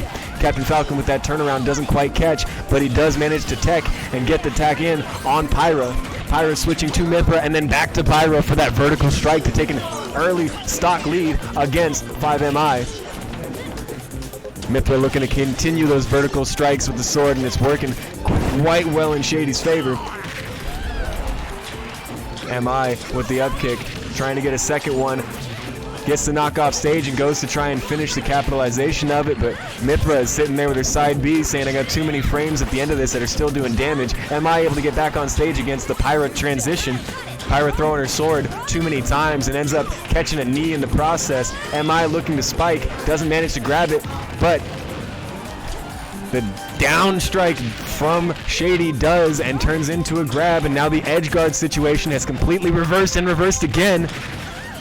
The transitions here as the shield from Captain Falcon gets through the damage of Pyra and the knees start to come out in response. The last frame of Pyra's sword throw does connect, but not enough to do enough damage to get Falcon off of her hair. Falcon's still holding middle map control with the execute. Not a true execute, but when you hit him that hard, I'll call it that. Pyra switching for the vertical, catches that vertical strike. It's not going to be enough to get the damage done. 135% out as Pyra is still going with the shield up. Captain Falcon manages to reverse the flow, but not enough. The switch to Pyra, the switch to Mithra, the switch to Pyra again. The damage is still coming out in Shady's favor. 161% on the second stock as the grab connects and sends 5MI back off stage. That's going to be his second stock. A 1-2 stock game with the advantage in Shady's court. Only 40% damage done, but catches a grab. Mithra able to get back on stage with a vertical strike. Catch a second and a third. Goes for that combo and doesn't land it. MI with the rebuttal, but doesn't land his combo either. And now they're trading. The swords come out, but MI with the dash manages to connect with a bigger knockback and get a little bit of distance. Shady with those aerials. The tech coming from 5MI so that he can down B and get the big smash in. And there's the spike. It's a 1-1 game with 5MI only down by 60%. Mithra trying to get those early strikes from her invulnerability frames. Doesn't get them too early, but gets them in enough time to keep MI off stage as Pyra goes to try and finish. Does not manage to connect. The grab misses from MI and connects for Shady. The transition into Mithra in frame to get the grab. She jumps off stage and back on. The grab comes out, but it's a little too early that time, and the jabs from Captain Falcon are going to keep him alive. Can he get the spike attempt? No. Shady is back on stage. Transitioning again to Mithra. The kick comes out, the attack comes out, but it's not enough to combo as Mithra ends up the winner of that exchange somehow. 143% on Captain Falcon. He misses the jab into the shield of Shady. Catches with an uppercut. Goes for that combo. Can he land it true? No. Mithra back on stage. Right side to middle side. Catches the jabs. Gonna send her off at 90%. Not enough to execute at 90%. The side B does happen with the execute with the down kick. Game 1 goes to 5MI.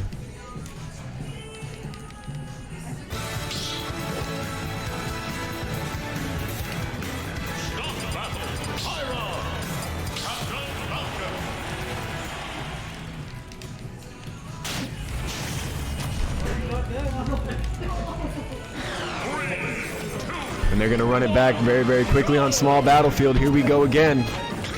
The early grab comes out, but it's not going to land as the aerials start to become a thing for 5MI. Tries to get the big attack with his fist. Does not land through the shield, and Mithra is there with the rebuttal. She misses the grab, trying to edge guard, and gives Captain Falcon an opportunity to get back on stage to get hit by a couple more aerials. And it looks like the middle map control is heavily in Shady's favor. However, getting back on stage is something that Captain Falcon is excelling at right now in doing damage on the return, 80% to 80%. Even though the amount of sword strikes looks to be heavily in Mithra's favor, that's a spike to take one stock. MI is trading still pretty well.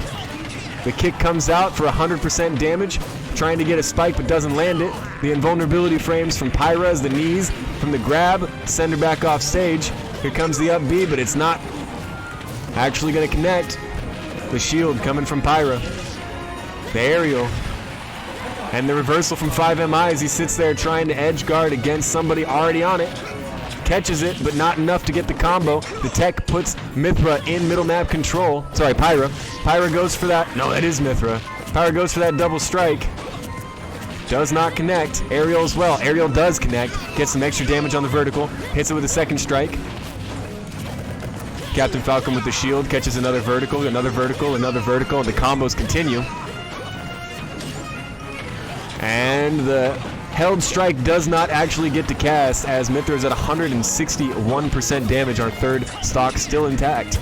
Catches a shield to a grab. MI ends up the victor of that exchange, and now at an 86%, 95% disadvantage moving into stock 2.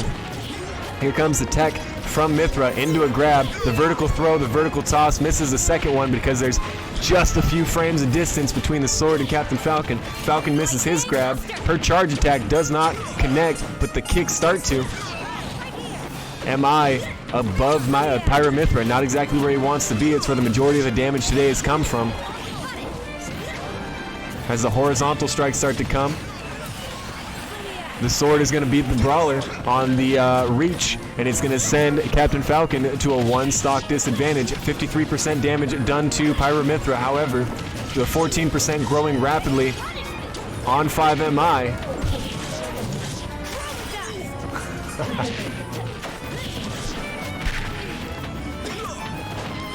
5MI trying to hold on as Mithra gets that vertical strike, switches to Pyra, still a stock up, looking to execute.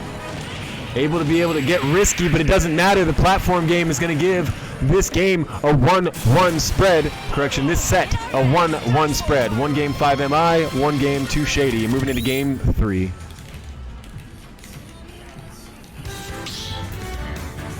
Numbers on top of your screen should reflect the truth now. 1 for 5MI, 1 for Shady. This is a best of 5 for losers semi-finals.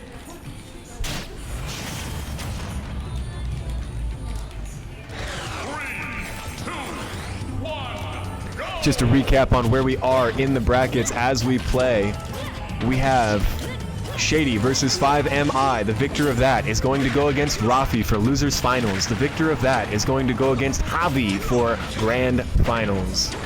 Stepping back into game 3, the early disadvantage going to Pyra Mithra as Captain Falcon finds his stride and catches a knee right in the eye of Pyra Mithra. Mithra coming back out with the invulnerability frames, uses it to her advantage to get a bunch of vertical strikes for a 70% damage. Misses the second vertical strike and puts herself in range to be edge guarded, but not quite enough. The sword strikes and combos coming out heavy. The jab does not connect as Captain Falcon's knees do in the combo. Turns into a grab almost. As he tries to get back on stage, the tech will allow him. Mithra with the heavy strike. The grab coming out, the vertical again, looking to get that same combo going as last time. MI instead getting low and getting back on stage. The recovery with the vertical strike from Pyra costing, now flashing. 150% damage for 5MI as he's sent off stage. Again, still 3 stocks. Pyra looking to try and get that stock disadvantage gone. Instead, ends up catching a knee from 5MI as MI manages to get back on and behind Mithra. Sorry, correction, Pyra. Pyra back on stage looking for that middle map control, not really wanting to get as close to the edge as before because of those feet that Captain Falcon keeps on kicking her with. There it goes. The stock advantage is gone, but a 98%, 108%. We can go higher. 118% disadvantage out the gate. Looking to make this stock advantage a whole stock, but Shady able to recover, get the shield, but catch another knee. The grab's coming out heavy from 5MI. The vertical strike from Emily. Gonna get back on stage and shield in time. Shady holding that middle map control, but Shady sent out. Down to one stock. MI holding 20% damage, but a stock in his favor. 1-1 on the set, best of 5. 5MI holding down the edge, looking for that middle control as well. But Pyra always able to get behind for some reason with that massive versatility. The aerials coming out, the sword strikes, almost looking like a juggle, but only 80% damage done in total. Captain Falcon trying to return his damage of his own, able to connect with a bit, gets a grab, goes for that off-edge guard, and instead gets teched through as Emily is able to get to the edge. Shady catching that corner of the knee and getting dragged off twice more. Shady with the upstrike. Shady holding down this aerial, but doesn't get through the shield of Captain Falcon. Both of them at 120 and 104% respectively. Looking for that one big strike, and that'll be it to make it a one-stock game in either direction. However, a heavy percent disadvantage for Shady. The good shields coming out on both sides. The tech working perfectly, but the down B kick breaks through Emily's defenses and manages to put Shady in a position where he can be edge guarded. 5MI looking to try and get that spike again, and he does. That's going to be game 3 for 5MI.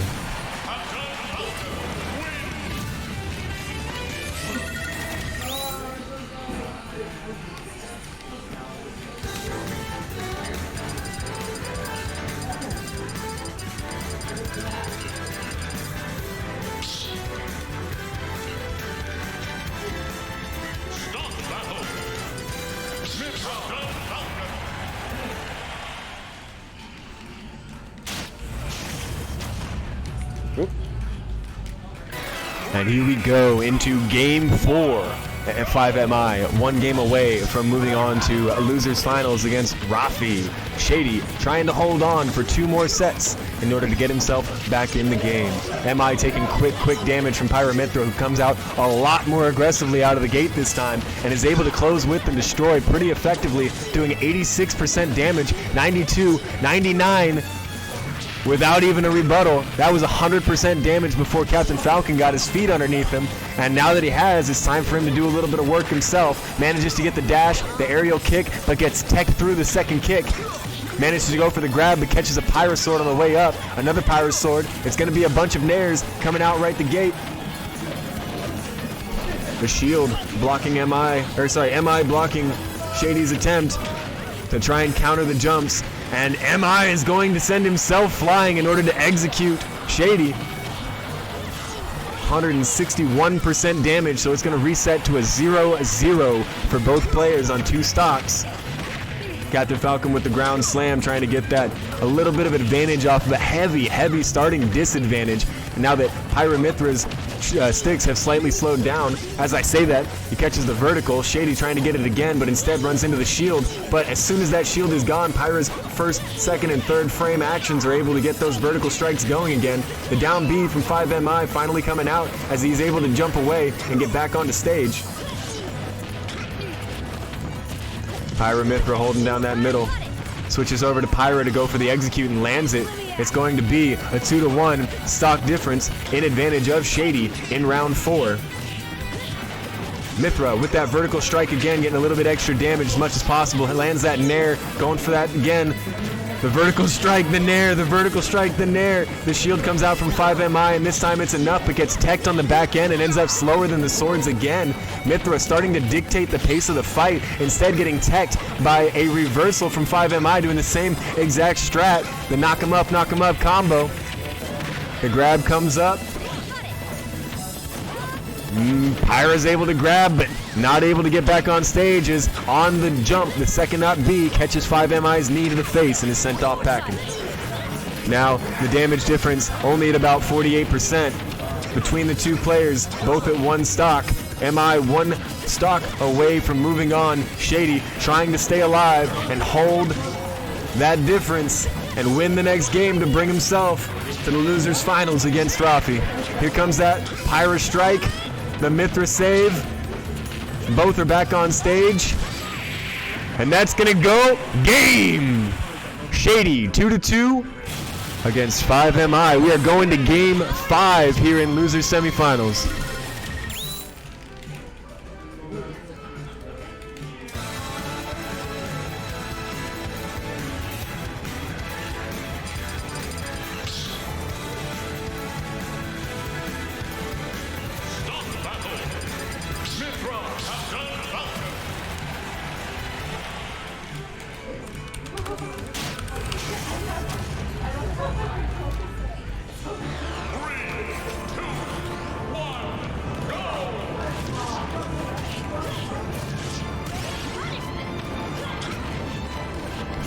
And of course, after looking up Yo Clinky's comment, we're going to take a second and just acknowledge the contributions of Octavia Butler to the world of sci-fi, and on top of that, the world of African-American writing and the tradition of oral and written storytelling. So let's just take a second and acknowledge that for you, Yo Clinky.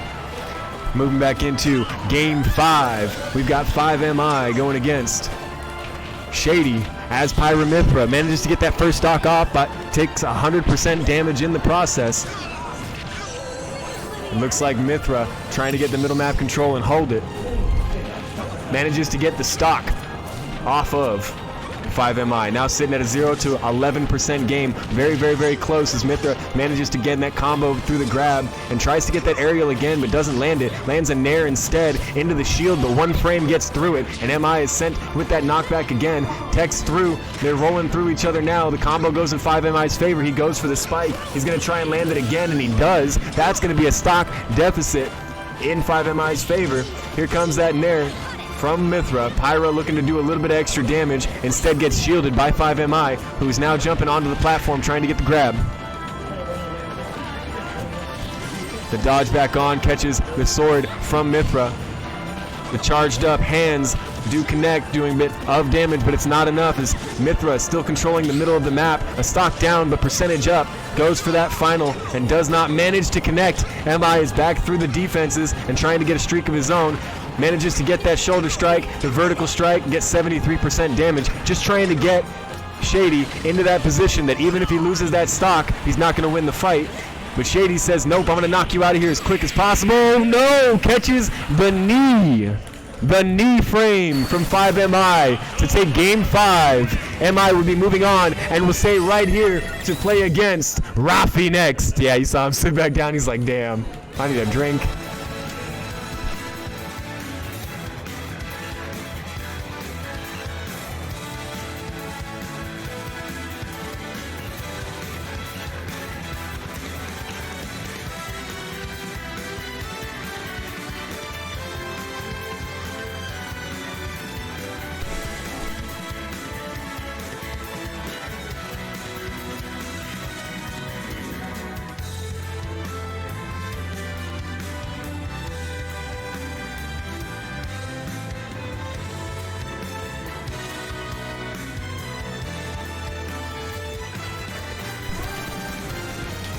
All right, 5MI is going to be going up against Rafi in the losers finals. This is going to be a best of 5 bout. You playing against 5MI, bud?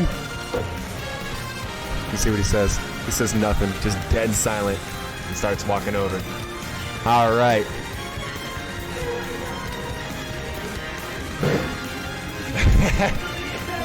Rafi, you looking at the wrong spot there, bud. That's MI's teddy bear. This man's got MI's teddy bear. Bruh, do I walk into your house and kick your dog?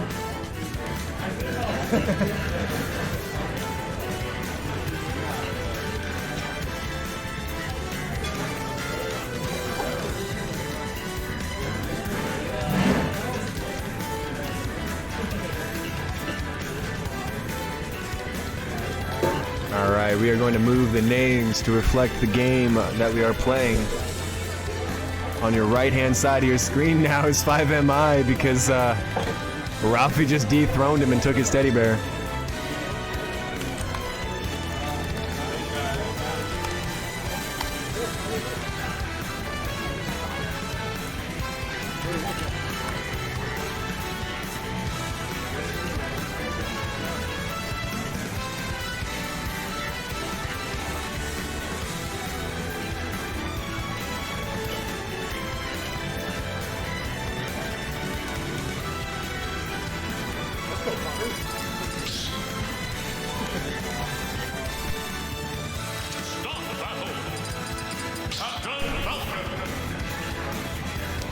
Now I gotta switch the pictures over too, because MI is gonna be on the left side, sitting on the right side.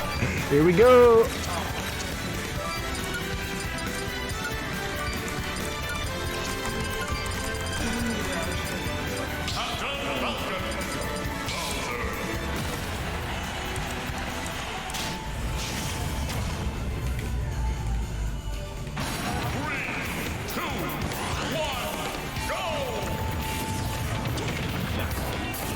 All right, and we are backwards again. You're looking at the left side is going to be Rafi, the right side is going to be 5MI. The cameras are a little bit mixed up, but we'll get that situated right this second. The early damage going out slightly in Rafi's favor here as 5MI is knocked up and then knocked out, looking for a place to be right now as he tries to get past the fiery breath of Bowser, but Bowser looking to get that vertical strike, playing aggressive as heck this game compared to last. MI at 142% and sent off stage.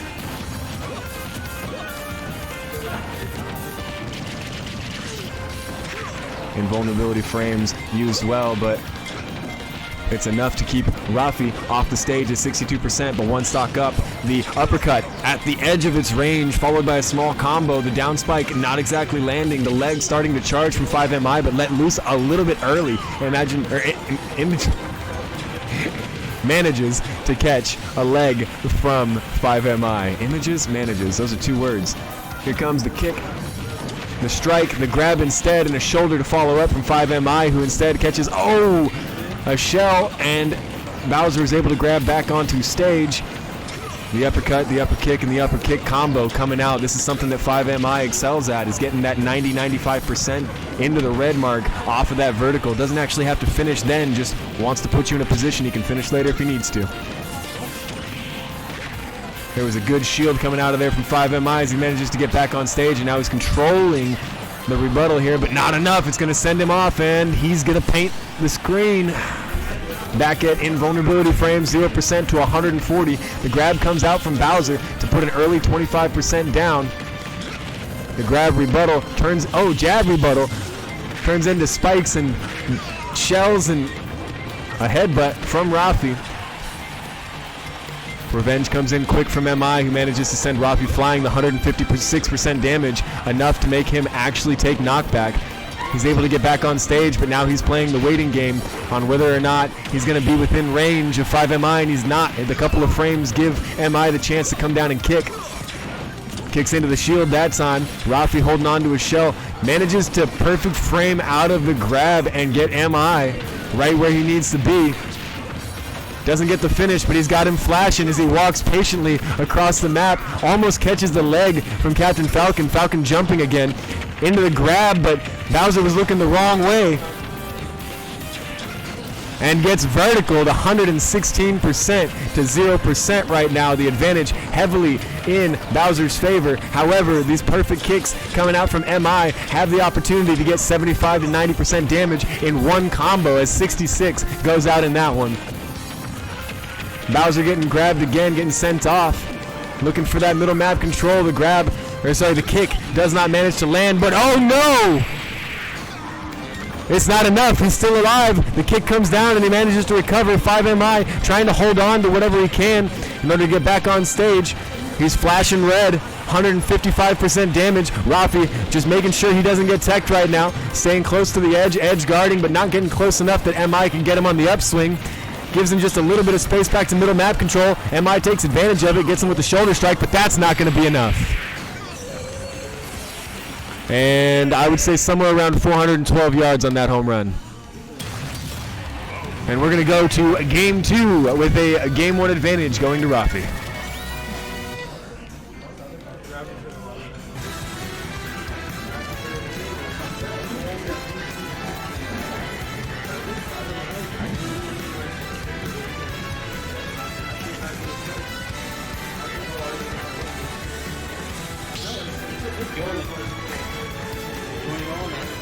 I appreciate the opportunity, man. It's fun.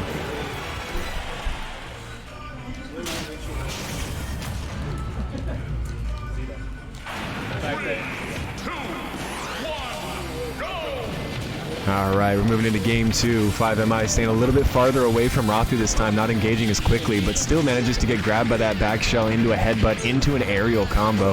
Rafi just outside of the range of the kick of MI as MI catches some flames and another aerial on the way down. A quick 88% damage. I'm noticing a trend on the early damage output from Rafi as a 1% stock. Moves into the second stock and is still getting a tirade. Here we go. MI starting to land his combos. MI getting 41, 50, 64. Goes for that down smash but doesn't quite get it because Rafi's underneath the stage. Rafi techs the down strike again and manages to grab through it. The back of his shell leading to a headbutt. And there goes another grab off the top platform. Only 60% damage. He's going to have like 140 or plus in order to actually kill with that attack. However, he can spike, and he gets it at 72% on his first stock. Rafi is absolutely coming alive here. MI trying to get the edge guard to get that first stock down. 100% damage has been done, but again, you're going to need at least 150 to knock Rafi off stage with Bowser. He's one of the heaviest characters. Here comes the kick from MI, and the down strike to finish him. It's now a one-stock game in the advantage of Rafi. 0% to 16% as we are moving into aerials from Rafi. The uppercut comes from MI, starts to try and land the combo, and Rafi takes away, almost puts himself out of range, but not nearly enough. Puts him out of range of being punished for it, though, and the uppercut comes to try and get another combo in. The aerial combo starting to land, the claw coming out, and the big kick, putting it at a one-stock game, only 54% damage done to Captain Falcon. Captain Falcon landing the grabs, and as long as he can maintain momentum, he might be able to do something with it here. Instead, he gets a shoulder, an up kick, and gets spiked on the third one. The shield coming out for Rafi turns into a grab from 5MI, trying to land that combo again, catches a slash and rebuttal. This time techs the combo. The aerial comes out again, but this time it is shielded through as MI is starting to come wise to it. Rafi grins and lands the smack. This is 100 to 105%. Anybody's game. Game 2 goes to Rafi on an up strike. What an excellent comeback there from MI at the end.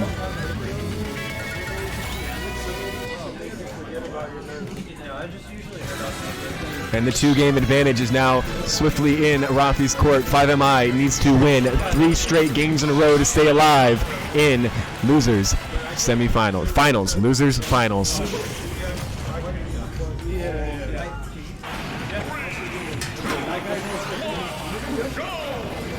Here we go in game 3. An early grab coming out from MI, trying to get a little bit of early damage to follow up, and is landing consecutively. Can he get an early spike?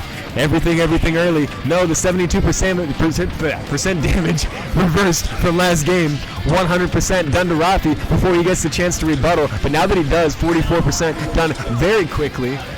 The vertical strikes coming out from 5MI. A dangerous place to be under the shell of Bowser, but he gets it and spikes him to a 1-stock deficit. 44% damage, not too bad on Captain Falcon, as Falcon is now off stage, still in a position that he can recover, manages to get it, but Rafi gets back on. A couple extra frames on the up B, puts him in a safe position. He gets to try and tech back, but catches the claw instead. The jab's coming out, the uppercut, and now the upswing. Reversed by an aerial by Rafi. Here comes the uppercut again, and the flying knee to finish. And he got it. It is a 3-stock to 1-stock advantage. Only 100% done to Captain Falcon as he tries to hold on to his championship run here, trying to get into grand finals. There goes the 1. No, it's not enough to take the first stock as he gets the fire on the second in order to reset his up B. He gets back on stage. His up kick's dealing just a little bit more damage, but the drop kick from Bowser putting him in a new area code. Invulnerability frames on the way back out leads to a grab. He's able to up kick, and doesn't seem to get it the third time. The shields are pulling out every time in Bowser's favor as Bowser gets the aerial, playing a bit more defensive this time. The jump early lands into a kick combo, and that kick combo goes a little bit insane. 4 or 5 times hitting, lands with the last foot, and goes for that flying knee and catches it, and that's going to be game 3 in MI's favor by 2 stocks.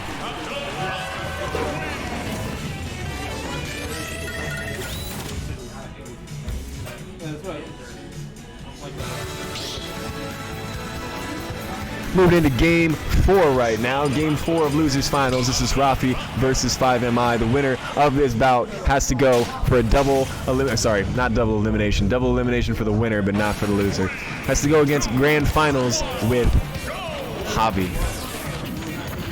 Javi looking insane with the Richter tonight. Gets you some absolute tech kills on everyone that he's run into. Rhino having problems with it. We will see how it works in Grand Finals. All right, game 4, early advantage going to Bowser, who's managing a little bit more of that early damage, not getting hit as hard, shielding a bit more, instead getting grabbed for that combo and spiked almost. Doesn't manage to. The frame's getting back on stage, but he catches another down kick to a side knee, and this is where he got punished last time, punished in the same exact way this time. Rafi's using his invulnerability frames to try and land an early combo, catches a little bit of damage off of one strike, but it doesn't fully commit. 5MI trying to get up vertically, but instead runs into a nair, catches a grab, and is trying to land that same combo. Tries to get him off stage. That combo was working for him before, but it doesn't this time. The vertical strike from Rafi is going to decrease MI's lead dramatically. As he goes for a spike to try and get it back, he does. A 40 to 50% kill. Just insane with those spikes from 5MI. He's done it 3 or 4 times already tonight, at least 2 times in this set. MI coming up with those side strikes this time. A little bit lower of a combo, has to be done at a faster rate. Only does about 30% damage, but it is a good amount of damage on the last stock of Bowser as he gets grabbed. Takes another 10%, 15% with that knee. But Bowser is going to get that grab, try and send him off to 102%. Not enough damage to kill, but it is enough damage to put him in the zone that if that happens again, it will kill. 5MI landing those jabs, gonna lead it into a combo with the air, but doesn't because of the tech. Rafi getting behind him, hits the shield, the shield combo turns into a jab combo for MI, who strikes a little too early and ends up without a rebuttal off stage. 73% damage disadvantage to Bowser, but that is something that can be reversed very, very quickly with 30% of it already gone. 88% into the big strike, but it's not gonna be enough. Bowser's one of those big characters. The big tech coming from Bowser as he gets back on stage past 5MI. He tries to go for the vertical strike, but instead misses the drop kick and gets hit by a couple legs. MI holding on to that grab. Or the kick, sorry. MI with that kick does not land it. Rafi did not go for the grab, but instead went for the strike to get the damage done and is going to take him on the tech. He had nowhere to go. He missed it. That's going to be 3-1, Rafi over 5MI. Rafi is going to be moving on to the Grand Finals against Javi.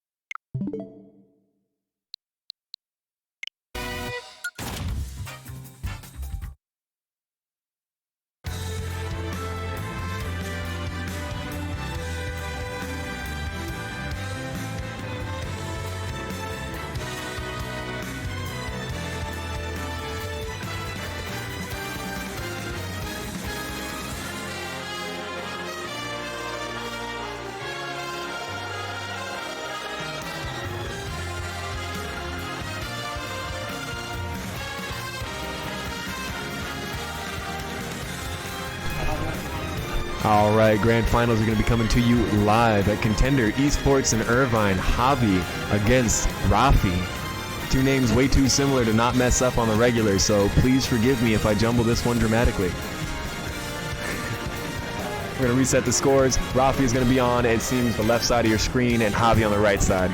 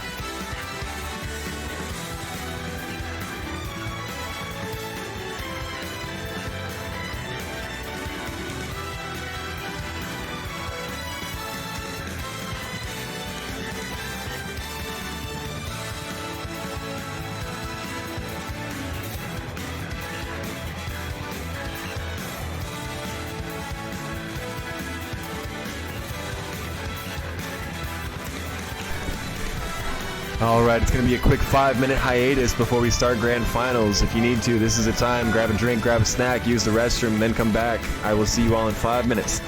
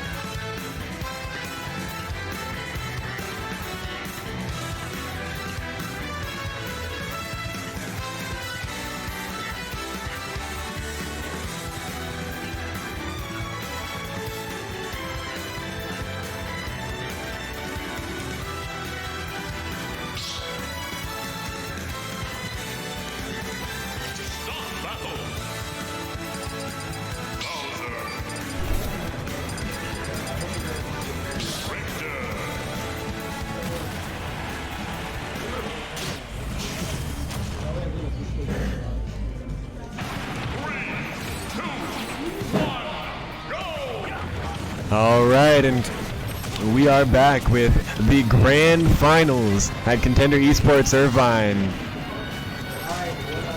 What just happened?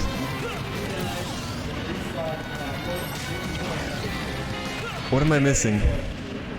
Did he pick the wrong controller? Ah, he's using MI's controls. All right, game one for... No, I'm just kidding. Yeah, that...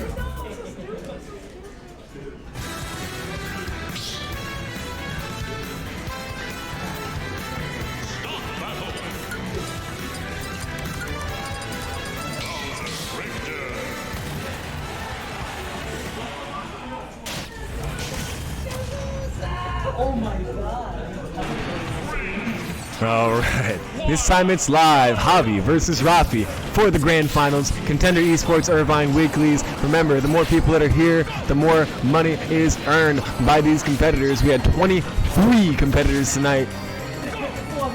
It looks like the early range from Javi, working for him before, working for him now, as he gets 60% done on Bowser. Bowser able to rebuttal with a single combo, but Javi, controlling and dictating the pace of the game with his range character, might be able to give him that vertical advantage. 111% coming out with the grab to finish the combo. Not quite enough as Bowser comes up, catches the potion again with that same combo. Here comes that vertical axe, sending him straight flying. 161% has been done, and it is enough for that first stock. Here comes the potions from Richter. Into the shield with that boomerang. The boomerang not connecting, but the combo after it does. Here comes another potion, another range piece, and another aerial. The combination always switching up. Javi keeping it fresh, trying to land the combo, instead gets teched. Rafi tries to get a little bit of momentum in his favor. However, ends up on the edge, getting edge guarded again by Richter. Richter at 96%, 112%, one strike away from being gone. And that'll do it. No, it won't. The grab coming out and saving Javi as he throws the boomerang behind him in order to clear his advance. Lands with the double kick. The whip comes out, but into the shield of Bowser. Bowser trying to block as many times as possible before he's having to go in. Javi with the dash, pops out of it, and hits him with another whip. The potion knocking that 1-frame reset. The invulnerability frame coming through his axe keeps Bowser alive at 85%. The strike bounces off of the shield of Bowser, and Bowser's going to land the easy kill, platform style. Invulnerability frames going quickly for Javi. He doesn't manage to connect anything through it. The shield for Bowser holding strong. Here comes the potion, followed by the vertical. The grab manages to get teched by Javi. He lands through the axe and instead goes for an early grab before Javi's even hitting the ground. The boomerang combo lands, and the vertical strike with the whip will finish it. Rafi using his invulnerability frames to try and land that early grab, but doesn't. The whip lands. The whip lands on the shield. The nair blocked as well. 2 times grabs for Bowser. Bowser going for that vertical nair and that claw strike. Now at 89%. Richter has to be very careful. The next time he gets grabbed, he is gone. 116%. Rafi on his last stock. 31, almost 40% damage done, trying to get into that last stock of Javi. That damage doesn't actually clear him. 116 was not enough to send him off the platform, and instead the whip and the boomerang and the potion and the axe, it's all, I feel as if it's like not even sequenced. He just knows not to press the same thing in the same order, and he's really good at Simon Doesn't Say. Javi holding down the edge guard as Bowser at 100% now on his last stock, trying to get that stock difference gone. Misses the grab and gets teched by Javi as Javi throws the potion. Follows up with that boomerang, which catches and lands. The axe doesn't have to. The whip doesn't have to, as Javi is starting to get the kicks again. The potion goes out and clears the edge. The axe is guarded, but the tech comes early and Javi manages to punish. This time he manages to sneak all the way through. Rafi making it to middle stage, but then punished immediately back off the edge again. 162%, just trying to stay alive. 170, the same combo. Repeated again, the fire plus the whip. Game 1 goes to Javi.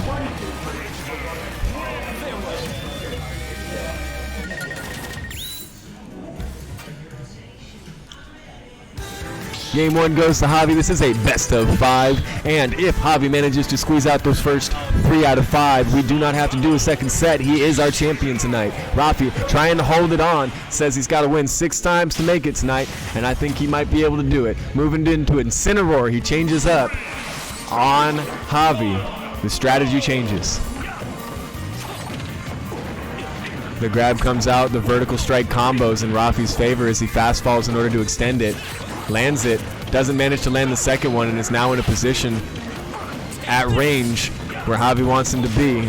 Javi trying to make sure that he stays on that edge so he can edge guard him, but Incineroar, even though he doesn't have great recovery, able to stay on and maintain middle map control. The tech, as he goes for the low swing, keeps Incineroar at bay. Incineroar manages to get over the fire pot and actually land a kick. Javi having to use his up B in order to survive, but manages to get a little bit of damage on Rafi before he's able to execute. The strike comes out.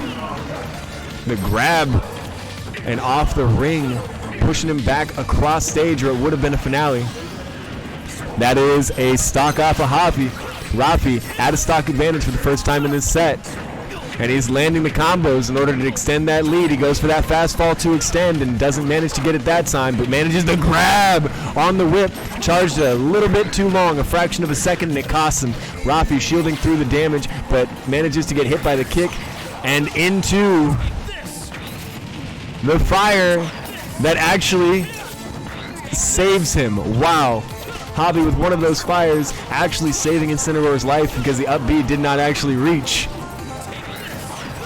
Hits it that time and lands it. Javi having a really hard time keeping Rafi's Incineroar off stage, which is something that is traditionally extremely hard for Incineroar to come back from. Rafi being able to dictate the pace of his vulnerability frames, holds middle map control, catches the tech and the nair from Javi as Javi goes and takes it from him. The vertical potion flame managing to poke through the platform and keep Rafi on the edge. The down body slam comes out, uppercut into him, but it's not enough. Rafi's able to hold shield through it. A couple frames off on the shield from Javi, and Javi gets sent flying. The dash comes in from Rafi from downtown, puts him in prime range to be punished for the dead frames at the end. Rafi with the dash, manages to grab, holds out the fire. Rolls through. The combo setup comes out from Javi, but it's not enough. Rafi with the shield and attempts to tech, but doesn't quite get it. Again on the edge of the stage, doesn't get hit by the fire either time that it comes out. Javi trying to punch through these shields with this vertical strike. Rafi holding it down, manages to get close, but gets teched through by Javi and has to go through the platform to land his drop kick. Doesn't manage to get the finale on it and is knocked off stage. Techs through Javi's axe and into his whip. The fire doing enough damage to make it extremely difficult for Rafi to get back on. Rafi tries to counter, but is a few frames too early, and instead uses invulnerability frames to set it to a 1-1 stock game with 0% damage on either side. Javi with the neutral air, followed up by a potion, followed up again by the boomerang and the whip. Tries to throw the potion to reset, but doesn't get it. And now it's Rafi's turn to land the combo. He fast falls, but doesn't get the high jump before throwing that last kick, and Javi's able to get out of it. Sends his dash down with the potion, the vertical axe. Rafi starts to do a charged counter or something. Does not manage to land. The vertical comes up. That's Incineroar is on fire right now, quite literally, and attempting to get back on stage. Knocked off at 145% on his last stock. Rafi trying to hold on. The boomerang comes out. He tries to get the counter on, but it doesn't actually hit anything. Rafi with that kick jumps over the boomerang and is at the platform above. Tries to land the down. Tries to land the side kick and doesn't get it, but instead grabs him and throws him against a ring. Doesn't manage to get a ring out, but is awful close, and Javi is trying to return with his own ring out. It's that fire axe combo again. Gets through it and gets grabbed. Game 2 goes to Javi.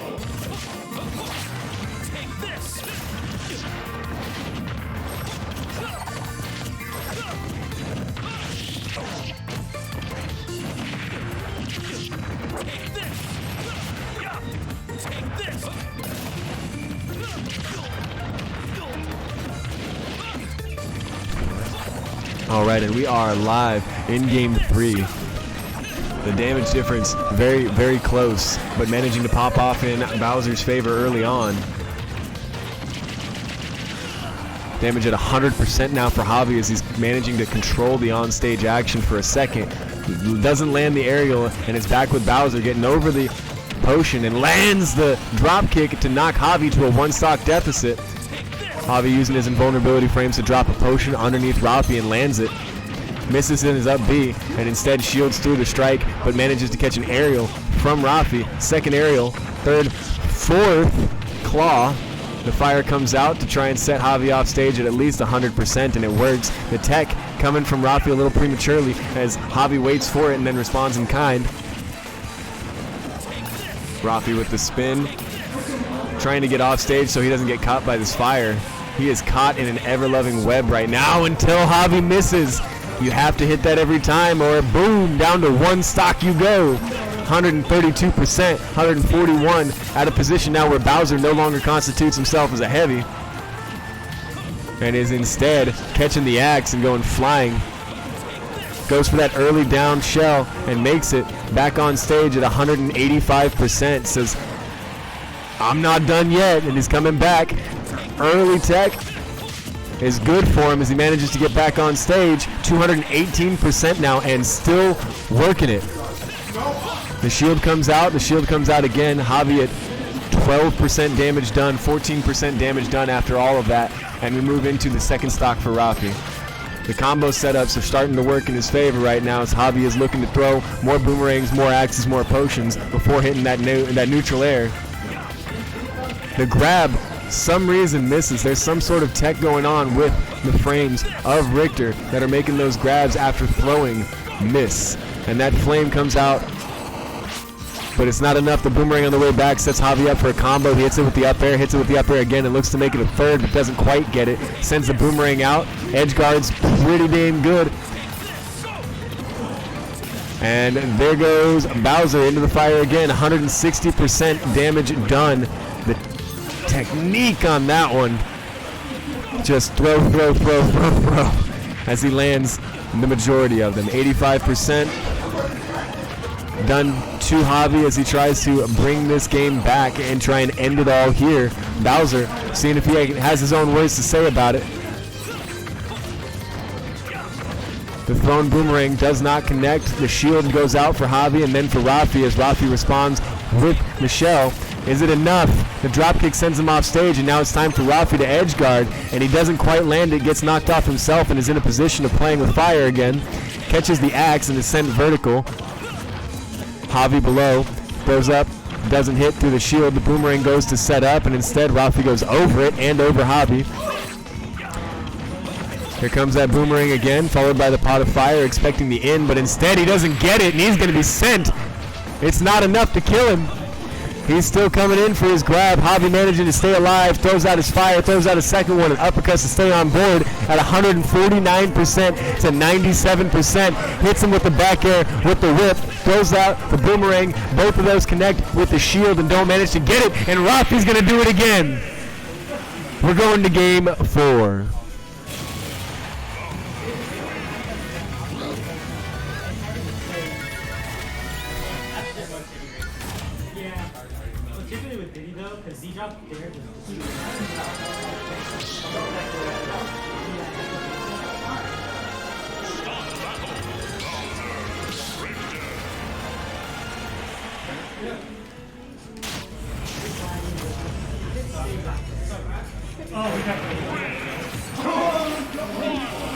All right, moving into game 4. Rafi at a 1-game disadvantage in the set, trying to hold on and move on from loser's bracket into the final set.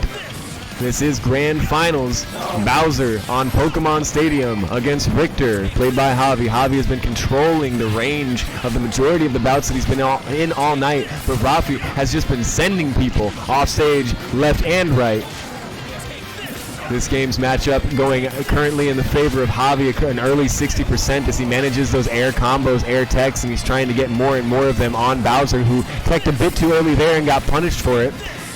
The boomerang plus fire plus whip coming in, and that's enough to break through the shield. Rafi had to get out of it and did. Comes back with a shell of his own. 133% damage done, but he's not out yet. He showed last round he can get up to 200, 220 before he's actually knocked out sometimes.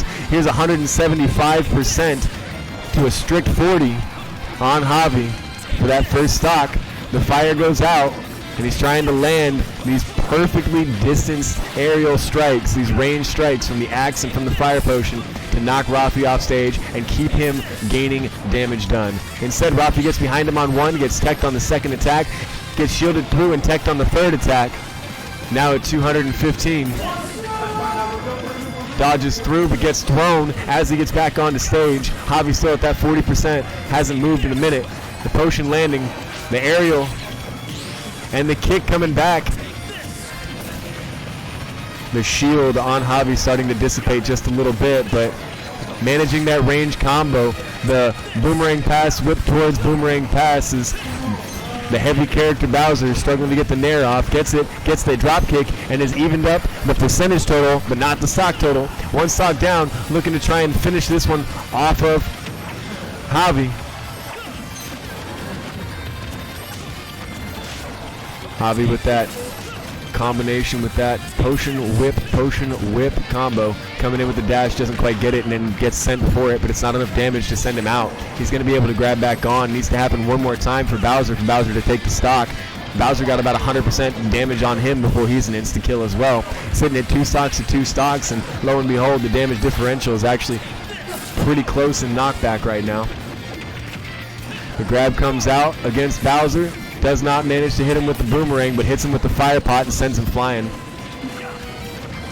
The fire pot does enough damage one stock left for Rafi. He has to win this bout in order to stay in the set and stay in the grand finals. He's at 24% damage done. Javi at 21, trying to manage the aerials and stay as aerial as possible, knowing that Rafi can't shield when his feet aren't on the ground. The axe comes out, the fire pot comes out, the shield actually stops it, and the rebuttal comes out from Bowser. Bowser going to make the aerial happen, doesn't manage to, caught by the platform above Javi's head, and Javi looking to make that vertical strike start to happen. Instead, gets grabbed and sent. At 57% damage, is not going to be enough to even send him off stage, but he's moved up quickly to 80 off the claw strikes from Bowser. Bowser's recovery, 1, 2, 3, 4, 5 shell drops, and then immediately sent off stage again. This is looking quite drastic. Gets up on stage again, shields through the first attack, shields through the second, grabs through the third, and sent not quite off stage, but flying. The fire reaching past and grabs him again. Javi off stage looking to grab instead and send the boomerang back. Doesn't, grabs the boomerang and sends the fire pot instead. Sends out the whip and now controls middle stage. The fire landing at the perfect time to not affect Bowser as Bowser spins through and sends another grab. He needs to land on the top platform to get it, but instead head plants him. Stomp. At 173% damage done. He will not be able to hold on, and our grand champion today is going to be Javi.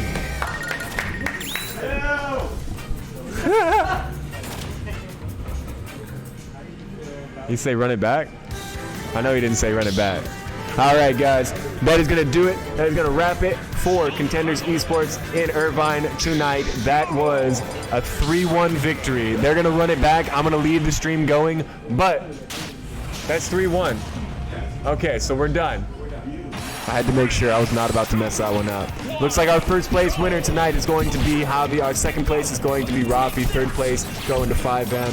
Thank you guys so much for coming out tonight. It's been Contender eSports in Irvine. Come see us every week. We're here on Wednesdays. We have registration starting at 6. The games start at 7 p.m. We started a little bit late tonight, but that's because of me. All right, y'all, have a good one.